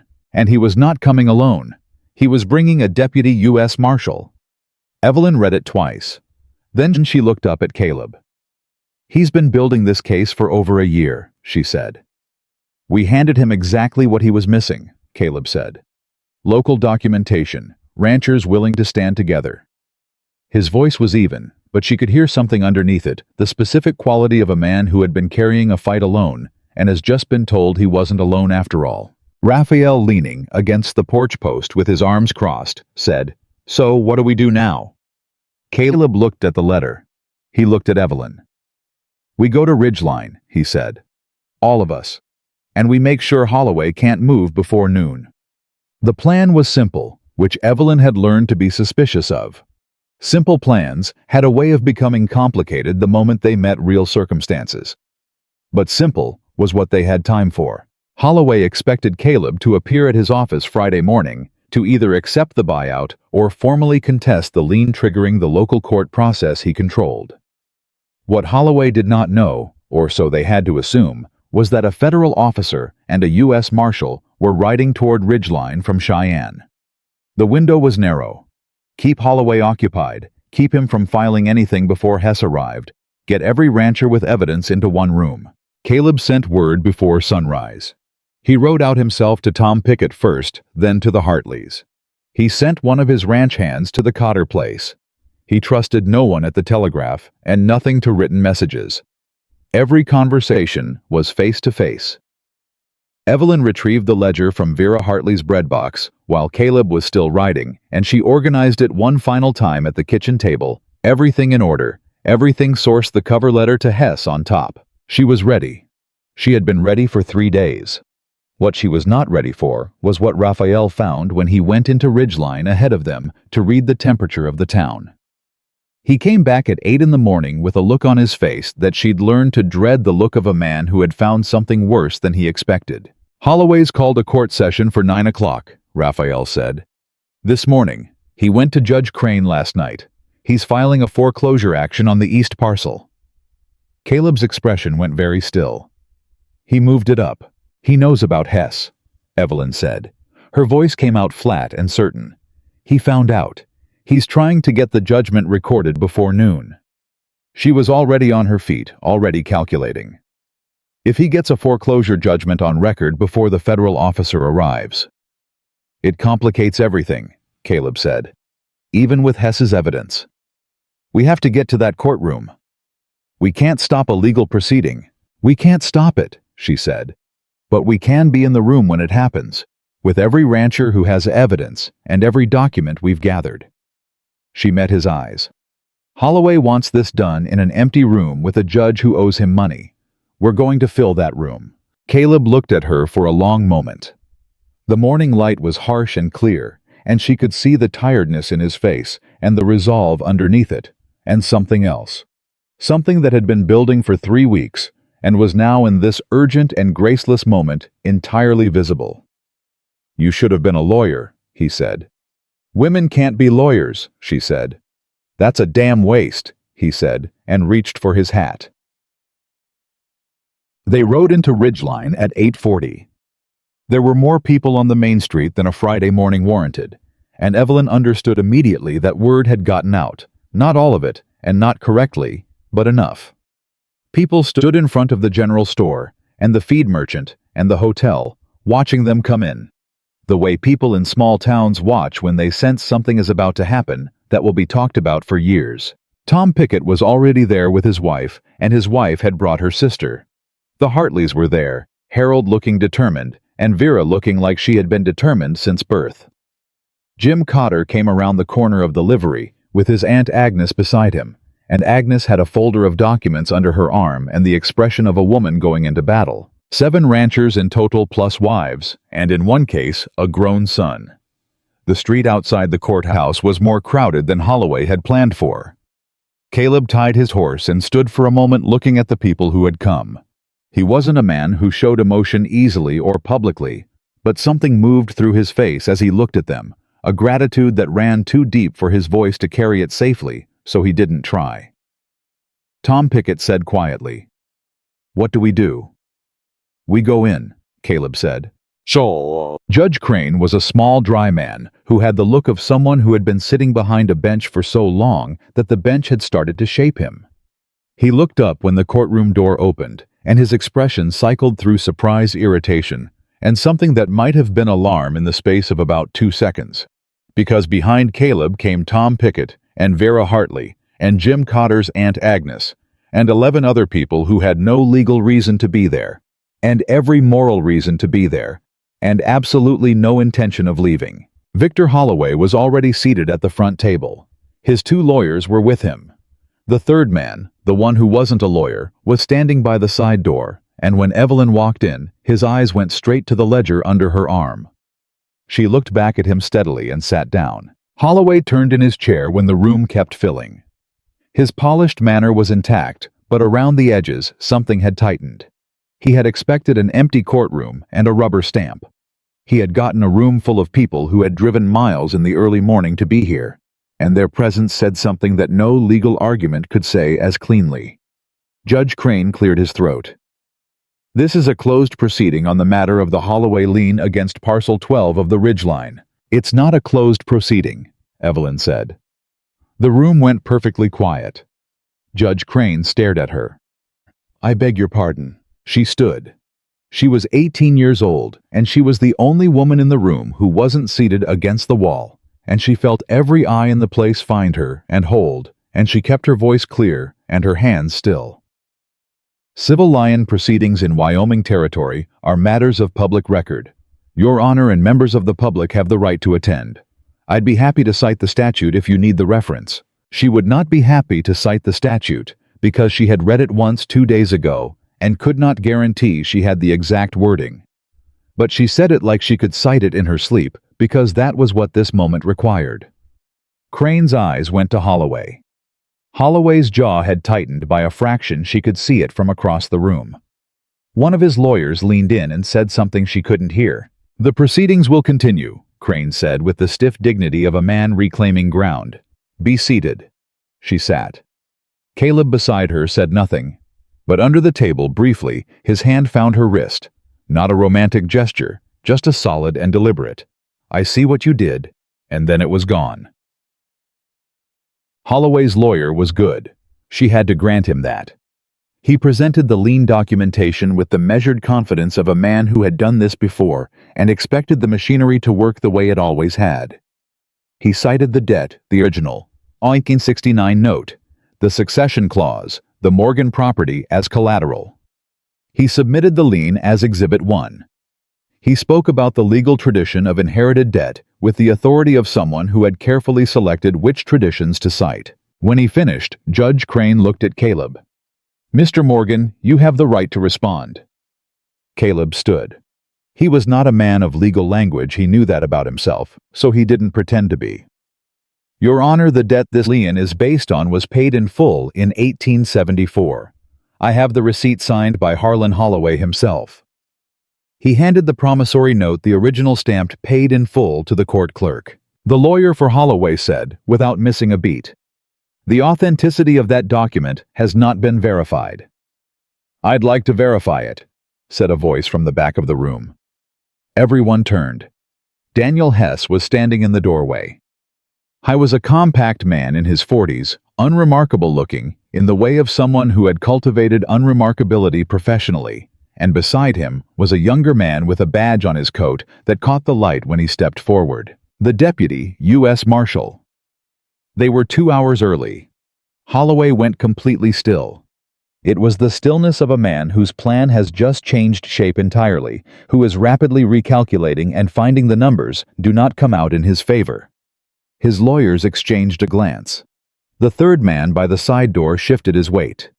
Judge Crane looked between Hess and Holloway with the expression of a man who has just realized the bridge he is standing on belongs to someone else. Hess walked to the front of the room with the unhurried authority of a federal officer who was entirely comfortable in courtrooms and had been in considerably more serious ones than this.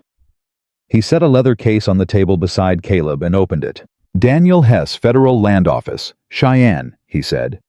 "I am here in an official capacity regarding an ongoing federal investigation into fraudulent land and water rights claims in Carbon, Albany, and Converse counties." He looked at Judge Crane. "Your Honor, I'd recommend suspending this proceeding pending review of federal evidence that directly pertains to the claim before you." Crane's mouth opened, then it closed. Holloway's lawyer was on his feet. "This is highly irregular. A local proceeding cannot be interrupted by a federal investigation."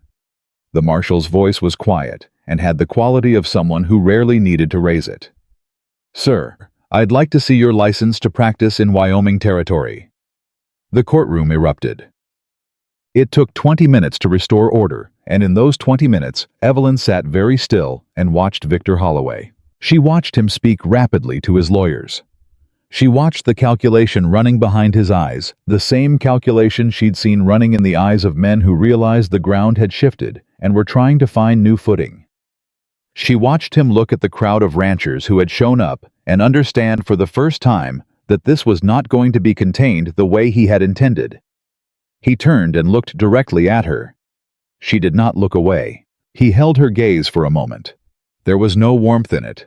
There had never been warmth in Victor Holloway's face. When the mask slipped, just the cold assessment of someone who had spent his life treating people as obstacles or instruments. He looked at her with that assessment weighing her, finding her. She could see him finding her more significant than he'd anticipated. Then he looked away first.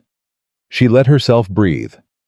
Caleb beside her said very quietly, "You all right?" "Yes," she said. Ask me when this is over." Hess requested a formal continuance of the proceeding pending federal review. Crane granted it. He would have been a fool not to, with a deputy marshal in the room, and the language of the grant was careful and complete, and left Holloway's lien exactly where it had been unresolved, unrecorded as a judgment, and now under federal scrutiny. It was not a victory. It was not over. But it was enough for today. The courtroom emptied in stages. Holloway left first with his lawyers, and nobody spoke to him on his way out, because the room had a sense of what had happened, and it was not the outcome he had arranged.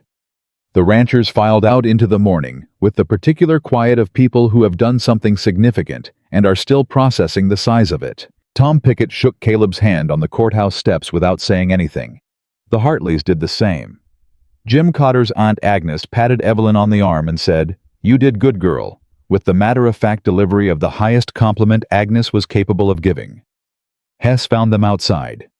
He shook Caleb's hand and then looked at Evelyn with the appraising attention of a man who assessed things for a living. "You built the case document," he said. It wasn't a question. "Yes," she said. "It is the most organized local evidence file I've seen in 14 months of this investigation." He said it plainly, the same way Caleb said things, as information, not flattery. "I'll need you to be available for the federal proceeding. It'll be in Cheyenne. Could be 6 weeks, could be 8. "She'll be available," Caleb said. She looked at him.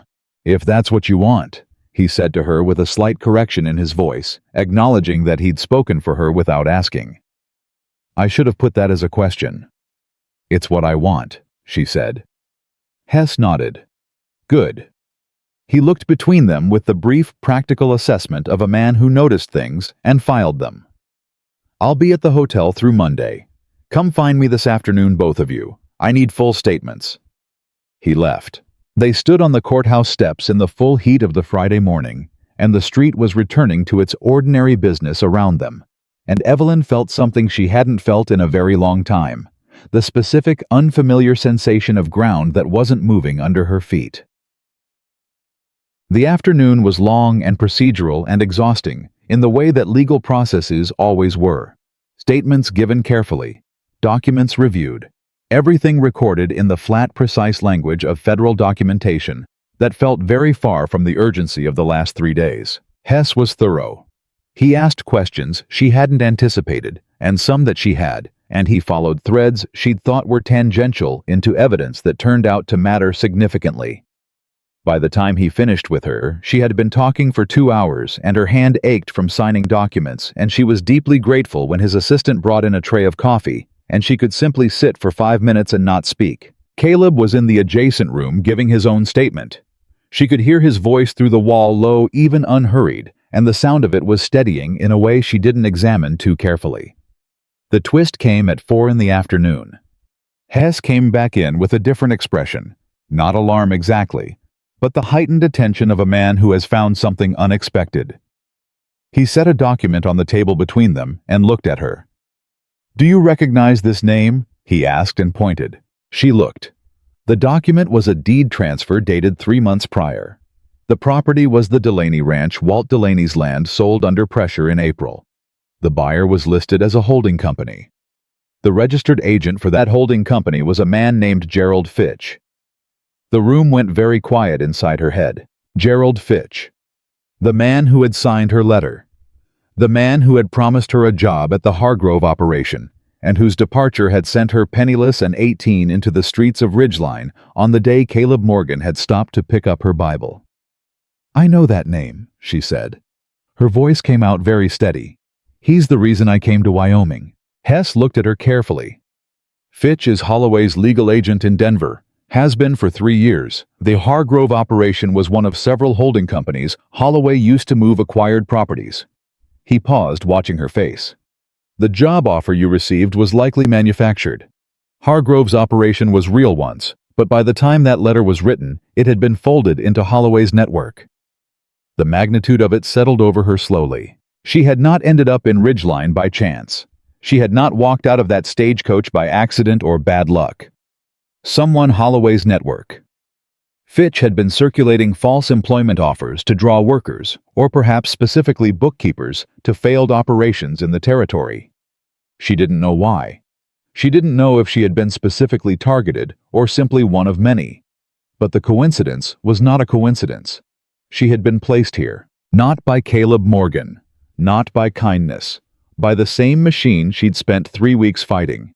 Hess said, "Are you all right?" "Yes," she said. "What does it mean legally?" He blinked. He'd expected a different reaction, she could see that. "It means Fitch is implicated in the larger fraud. It means the web is wider than we thought." He looked at her steadily. "It may mean you were brought here deliberately, Miss Carter. We don't know to what end yet." She thought about it with the cold, clear part of her mind that worked best under pressure. Holloway had been acquiring ranches. He had been building a water monopoly. He had needed someone inside the operations. He was targeting someone who could assess the financial records and report back on what was there. Someone like a bookkeeper. "He wanted me inside Caleb's ranch," she said. Hess was very still. "Not me specifically, but someone like me. A bookkeeper he could get information from, or pressure or use." She looked at the document. "He didn't know I'd end up on the other side of it." "That's my read," Hess said quietly. She sat with that for a moment. The woman who had arrived shaking and penniless and 18 years old in a street full of strangers. That woman had been in some sense a piece on Victor Holloway's board. Moved there by a faller, by a manufactured promise, by a man who treated people as instruments. She felt the anger rise clean and clarifying the way anger did when it had solid ground to stand on. "It doesn't change the evidence," she said. "No." Hess agreed. "And it doesn't change what I chose to do when I got here." "No," he said again. "It doesn't." She nodded once. "Then let's continue." She didn't tell Caleb immediately. She needed to carry it herself for a little while first, to turn it over and look at it from all sides until it stopped feeling like the ground shifting and started feeling like a fact she could work with. She had a way of doing that, had learned it young, and she used it on the walk from the hotel to where Caleb was waiting with the horses. He looked at her when she came up. He could read her face now. She knew had learned to read it somewhere in the last 3 weeks the way she'd learned to read his. He didn't ask what was wrong. He waited. "Hess found something," she said. "Tell me," she told him. She said it plainly, without editorializing the way she reported figures in the ledger, just the facts in order with the conclusions they led to. She watched his face while she talked, and she saw the things move through it. Surprise then, the rapid processing of implications, then something harder and more specific. When she finished, he was quiet for a moment. "Fitch sent you that letter," he said. "Yes." "Holloway's man sent you into my ranch."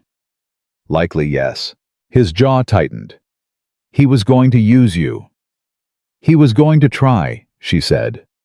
He looked at her with something in his face that was too layered to name simply anger on her behalf.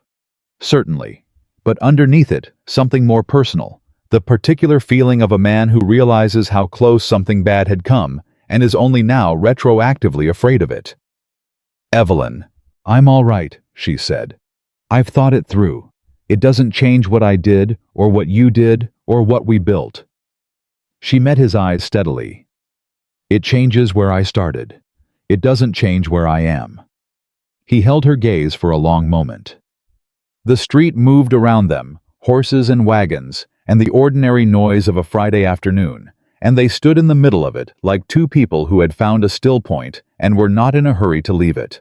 "You could have been anybody," he said quietly. "He could have sent anybody." "But he sent me," she said. "Yes," Caleb said. "He did." And something in his voice made the words carry more than their surface meaning, the specific gratitude of a man who understands that what looked like misfortune was the thing that changed everything. Holloway made his last move at 6 o'clock. They were at the livery preparing to ride back to the ranch when Raphael appeared at a run, and Raphael did not run unless something warranted it. Holloway's lawyer filed an emergency motion, Raphael said, breathing hard. "Private property injunction on the Morgan Ranch. Says Caleb trespassed on Holloway's claimed land, the east parcel, and damaged property." Caleb's expression didn't change. "That's invented." "I know it is, but the motion's filed and Crane's considering it." Raphael looked between them. "If Crane grants it, they can lock you out of the east pasture until the federal proceeding. That's your water access for the summer cattle."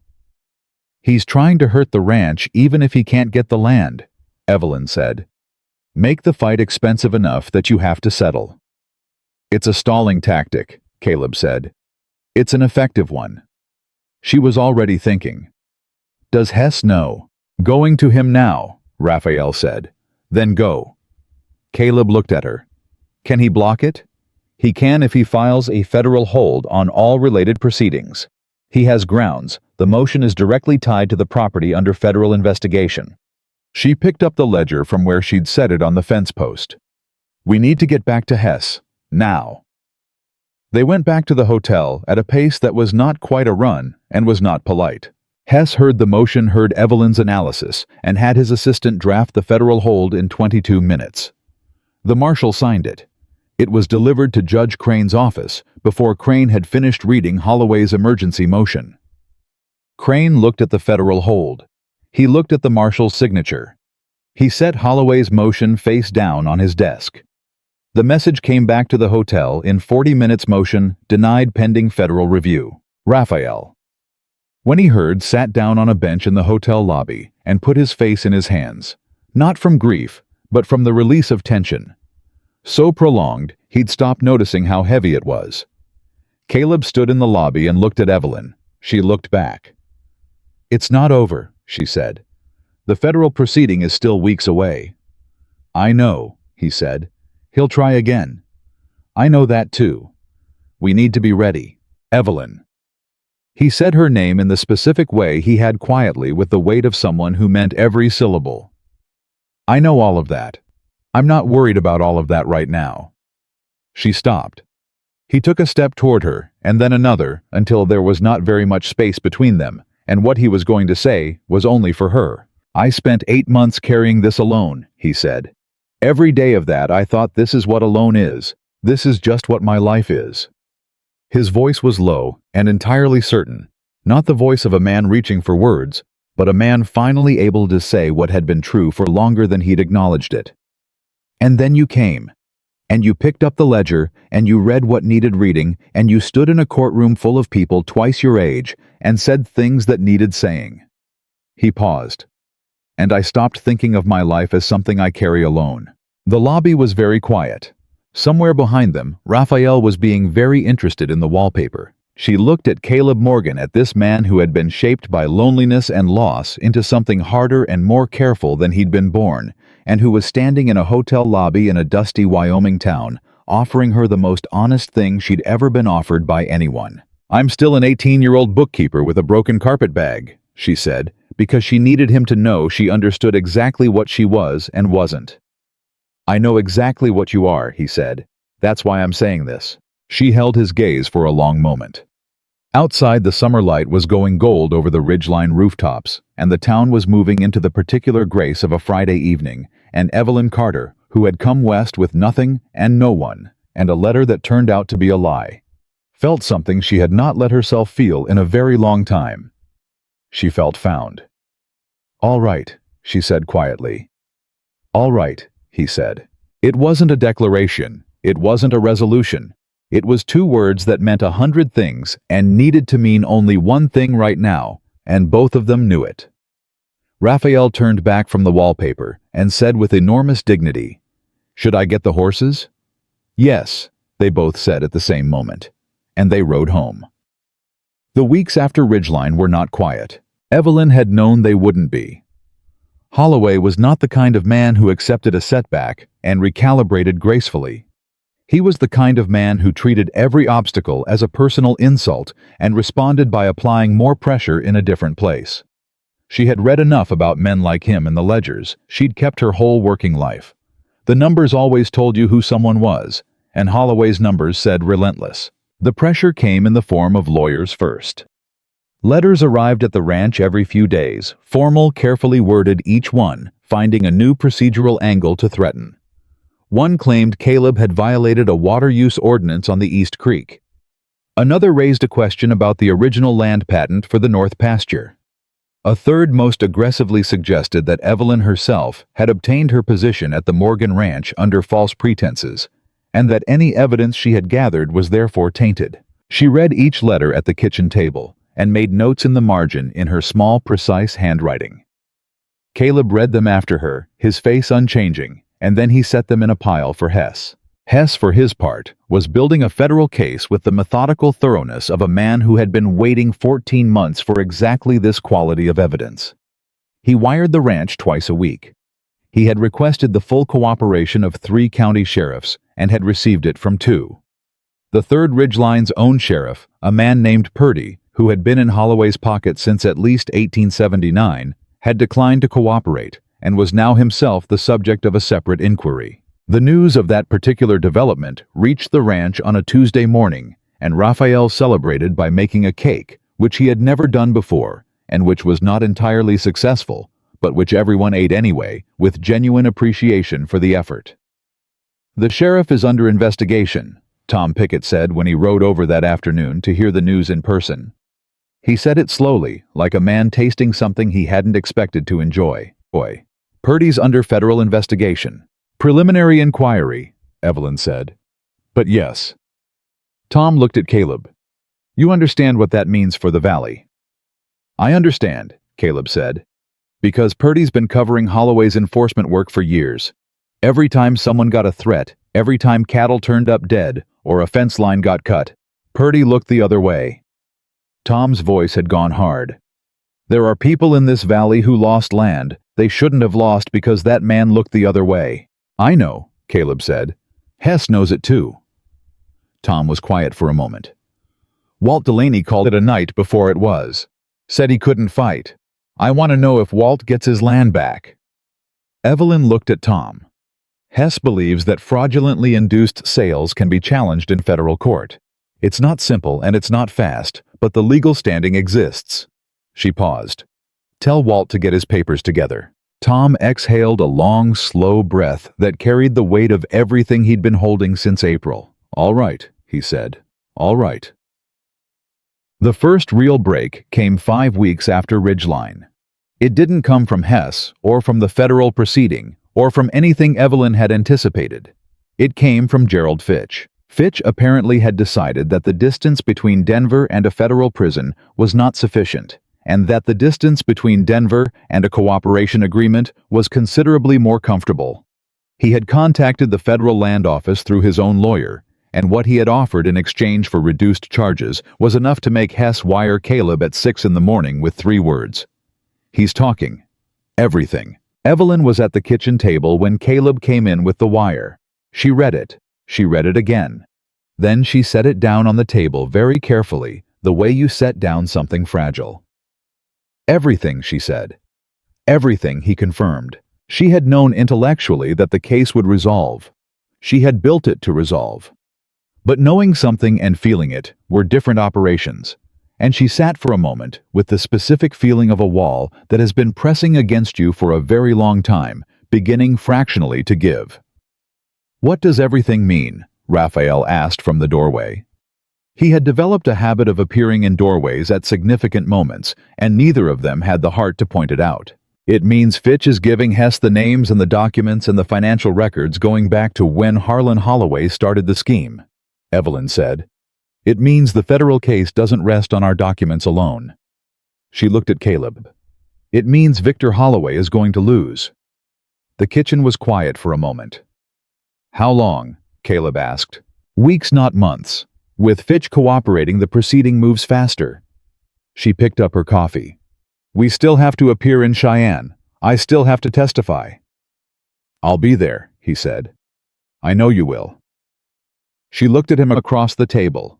This man who had been shaped by loneliness into someone who showed up, who stopped, who picked up what others dropped, and she thought about Gerald Fitch's letter that had brought her here, and the strange, round, unlikely shape of how things had gone. "He tried to use me," she said. "Fitch, Holloway. They sent that letter to put someone inside your ranch, and what they got instead was someone who burned the whole scheme down." Caleb looked at her steadily. "Are you still angry about it?" She thought about it honestly, the way she thought about things she needed to understand, rather than things she needed to perform. "No," she said after a moment. "I think I was for a few days, but being angry at it means believing I would have been better off somewhere else, and I don't believe that." He was quiet. His hands were around his coffee cup, and his eyes were on her face, and he had the expression he got when something mattered to him that he wasn't going to say out loud.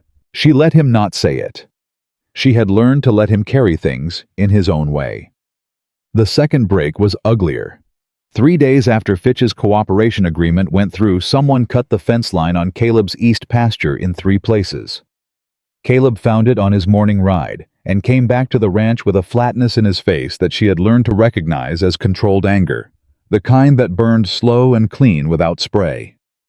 He told her. He told Raphael. He told his 2 ranch hands, Jensen and Marks, who had been with the ranch long enough to take it personally. "Holloway," Raphael said. "Or someone working for him who hasn't gotten the news yet that the case is moving," Caleb said. "Does it matter which?" Evelyn asked. Caleb looked at her. "No," he said. "It doesn't." "Then fix the fence and wire Hess. Document the damage." She held his gaze. "Don't ride out looking for who did it." His jaw tightened.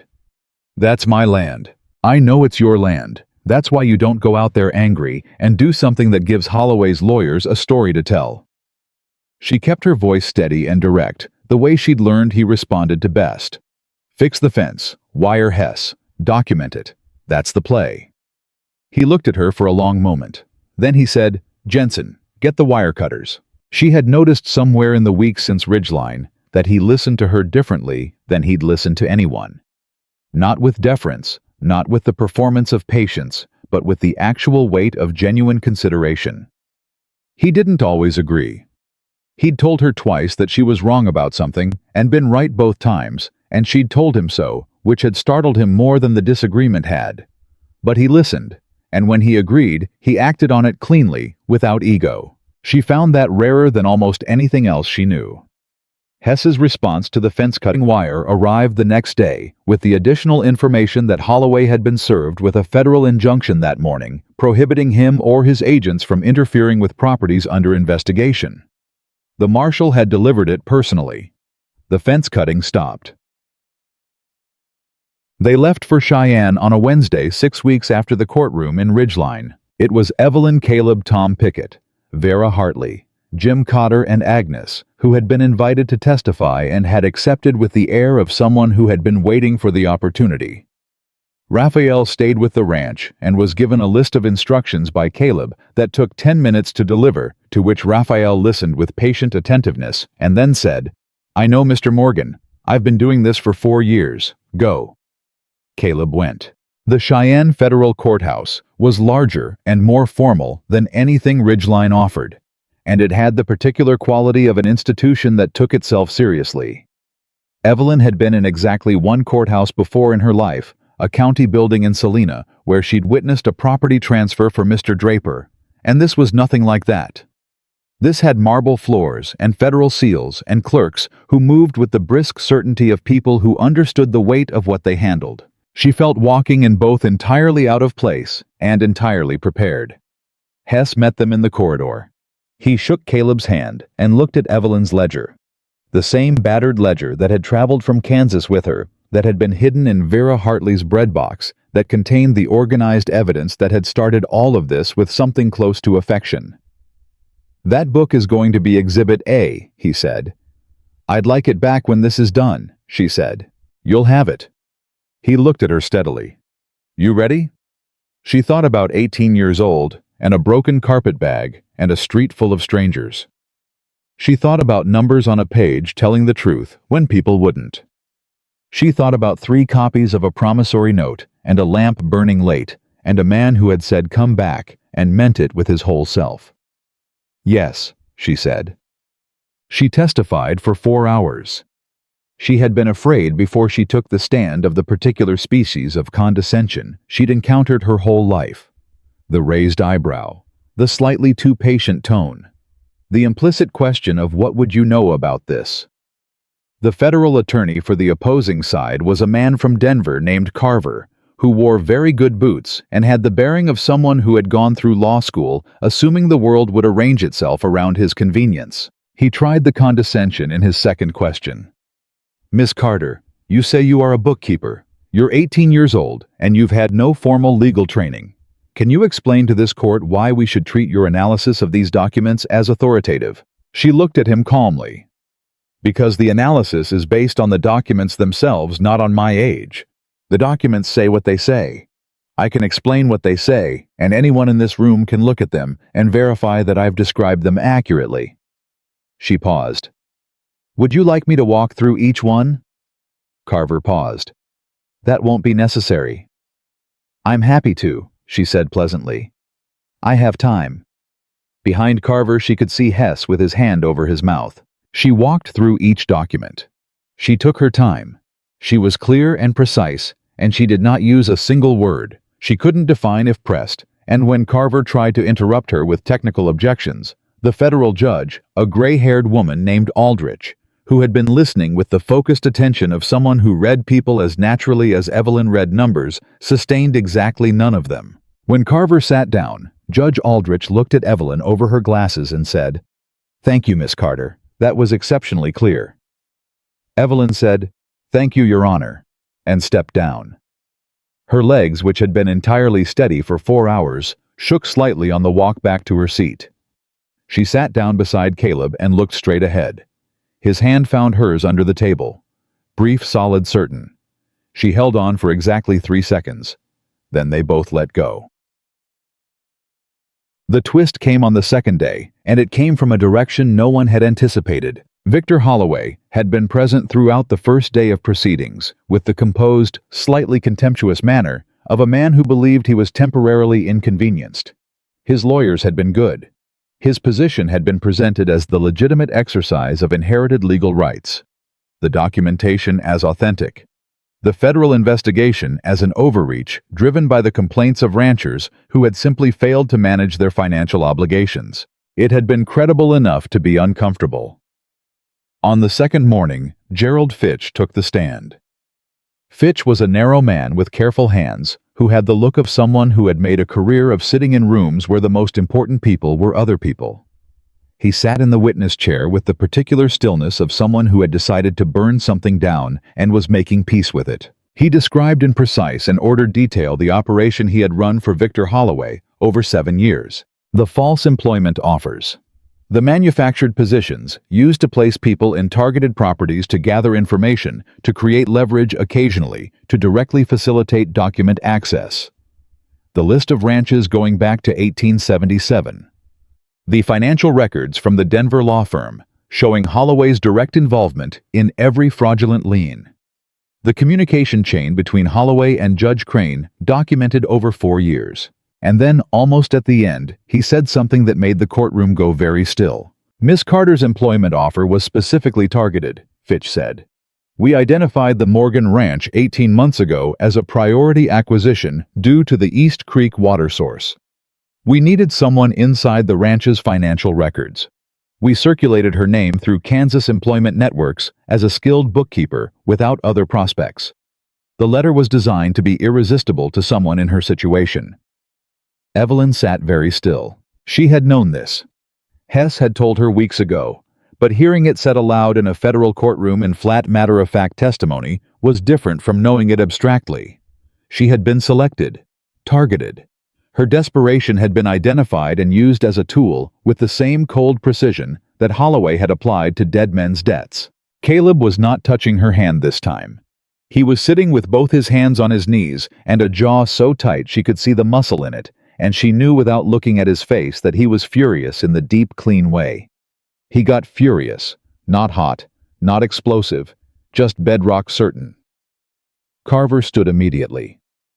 Your Honor, the witness's characterization of Miss Carter's employment as targeted is speculation. The documentation supports it, Fitch said quietly without heat. I have the internal correspondence. He produced a folder that his lawyer handed to the court clerk. Judge Aldrich read the first page. She read the second. She set the folder down and looked at Victor Holloway, and the look she gave him was not the look of a judge performing impartiality. It was the look of a woman who had seen something she found genuinely contemptible. Holloway met her gaze with practiced composure. He did not look at Evelyn. When the session recessed for the midday meal, Caleb found Evelyn standing in the corridor outside the courtroom, and he stopped 2 feet from her and looked at her face with the full attention he gave things that mattered to him. Say something, she said before he could ask how she was. I'm going to need a minute, he said. His voice was very controlled. Before I can say anything useful. She almost smiled. Take your time. He looked down the corridor. Breathing, she realized, in the slow, deliberate way of a man managing something. Then he looked back at her. They saw you as disposable, he said. Interchangeable. A body to put in a position they needed filled. His voice hadn't risen. It was perfectly level and absolutely furious.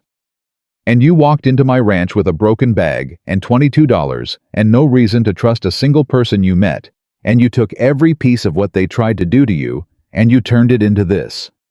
He gestured back toward the courtroom. Into a federal case that's going to take down a man who's been doing this for 20 years. She held his gaze. I had help, she said. You had me, he said. I didn't do this. You did. Caleb, let me finish. He took a breath. I have been wanting to say something to you for about 6 weeks, and I have been waiting for a time that was appropriate, and I am done waiting for appropriate. He looked at her directly with all the guards down, and none of the careful distance he'd kept for years, and all of the directness that was his most natural quality when he let it be. I don't want you to leave the ranch when this is over. I don't want you to think of it as a position you hold until something better comes along. I want... He stopped. He looked at his hands. He looked back at her. I want you to think of it as home, if that's something you want. The corridor was empty around them and very quiet. She thought about the letter. She thought about Ridgeline in the dust and nobody stopping. She thought about 3 copies of a promissory note and a lamp burning late and a man who brought coffee without being asked and said come back. Like those 2 words contained everything. You're asking me to stay, she said. I am, he said. I'm also asking you to understand that I'm not good at saying things, that I will probably do it badly more than once, that I don't know how to be. He paused. I've been alone a long time. I've gotten used to it. And I'm telling you that I would rather learn how to not be alone than spend another year the way I spent the last 8 months. She looked at him for a long moment. "I came west with nothing," she said. "You know that." "I know. I don't have a family, or a reference or anything to offer that a sensible person would call security." "I know all of that," he said patiently. "I'm also 18 years old, and I have strong opinions, and I will argue with you when I think you're wrong." "You've been doing that since day 2, he said. "I've survived it." She almost smiled again. This time she let it happen. "Yes," she said. He blinked. "Yes, you'll stay, or yes, you'll argue with me." "Both," she said. "Yes to both." Something moved through his face, the slow, certain release of something long held. Not a dramatic change, just a man who had been braced for a long time letting go of the brace. "All right," he said, the same 2 words she'd said to him in a Ridgeline hotel lobby 6 weeks ago. "All right," she agreed.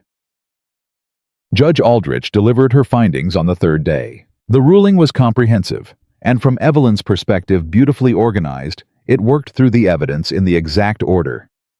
Hess had presented it, addressed every counter-argument Carver had made, and arrived at its conclusions with the clean inevitability of a proof in arithmetic. 14 fraudulent liens across 3 counties were declared void. The associated land claims were dissolved. The properties that could be legally restored were to be restored. Those that had already been sold would be subject to separate remediation proceedings. Victor Holloway was found liable on 11 counts of federal land fraud and 2 counts of conspiracy.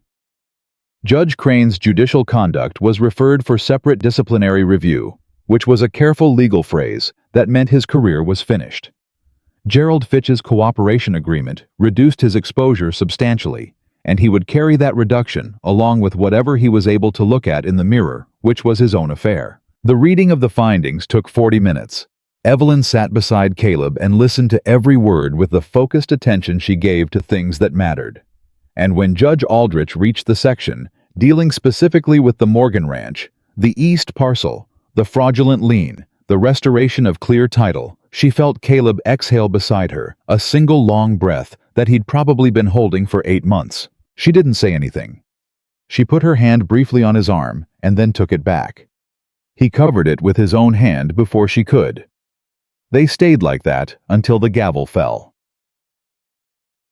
The ride home from Cheyenne took 2 days, and they stopped the first night at a way station that had 4 rooms and a cook who made the best biscuits Evelyn had encountered since her mother's, and she said so.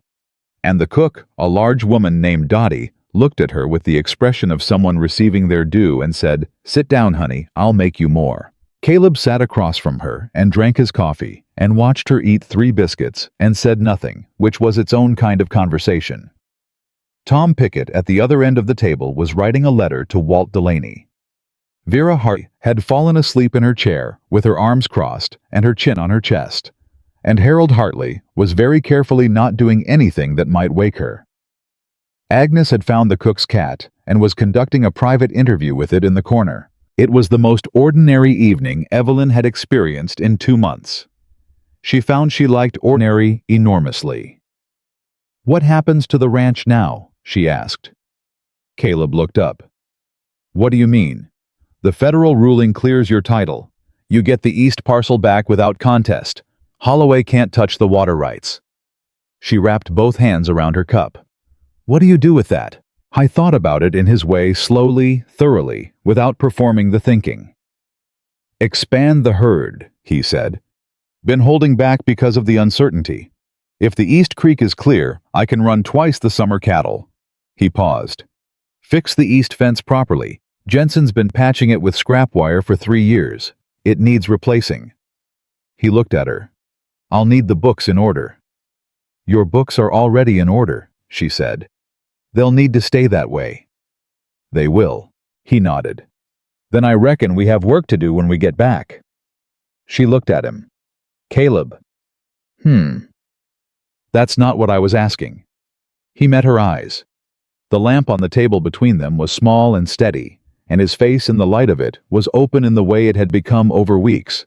The door not just ajar now, but standing wide and the air coming through it entirely clear. "I know," he said. "I was getting there." She waited. "I was going to build another room," he said. "On the east side of the house. It gets the morning light." He said it simply, like he was reporting a plan he'd already made, which she suspected he had. "If that suits you. Or we do it different. However you want it." She looked at him across the lamp. She had arrived in Wyoming with a broken bag and $22 and a letter that turned out to be a lie. She had arrived with no prospects and no one and nothing she could call a future that she hadn't built herself piece by piece with the same care she brought to columns of figures that needed to come out right. She had built this herself too. This thing between them. This stubborn, honest, unglamorous thing that had grown in the space between a man who couldn't ask for help and a woman who couldn't afford to stop offering it. She had built it without knowing she was building it the way the best things got built. "East side gets the morning light," she said. "Yes," he said. "That suits me," she said. He nodded once, like a man receiving information he intended to act on immediately and permanently. Agnes from the corner said, without looking up from the cat, "About time." They reached the ranch on a Friday afternoon in August, 7 weeks to the day since Evelyn had first walked into the Ridgeline courthouse with a borrowed rifle and a ledger full of evidence and more nerve than she'd known she had. Raphael was at the fence line when they came up the road, and when he saw them, the expression on his face was the expression of someone who has been managing anxiety by staying busy for 2 days and is profoundly relieved to have a reason to stop. "How'd it go?" he asked, before the horses had fully stopped.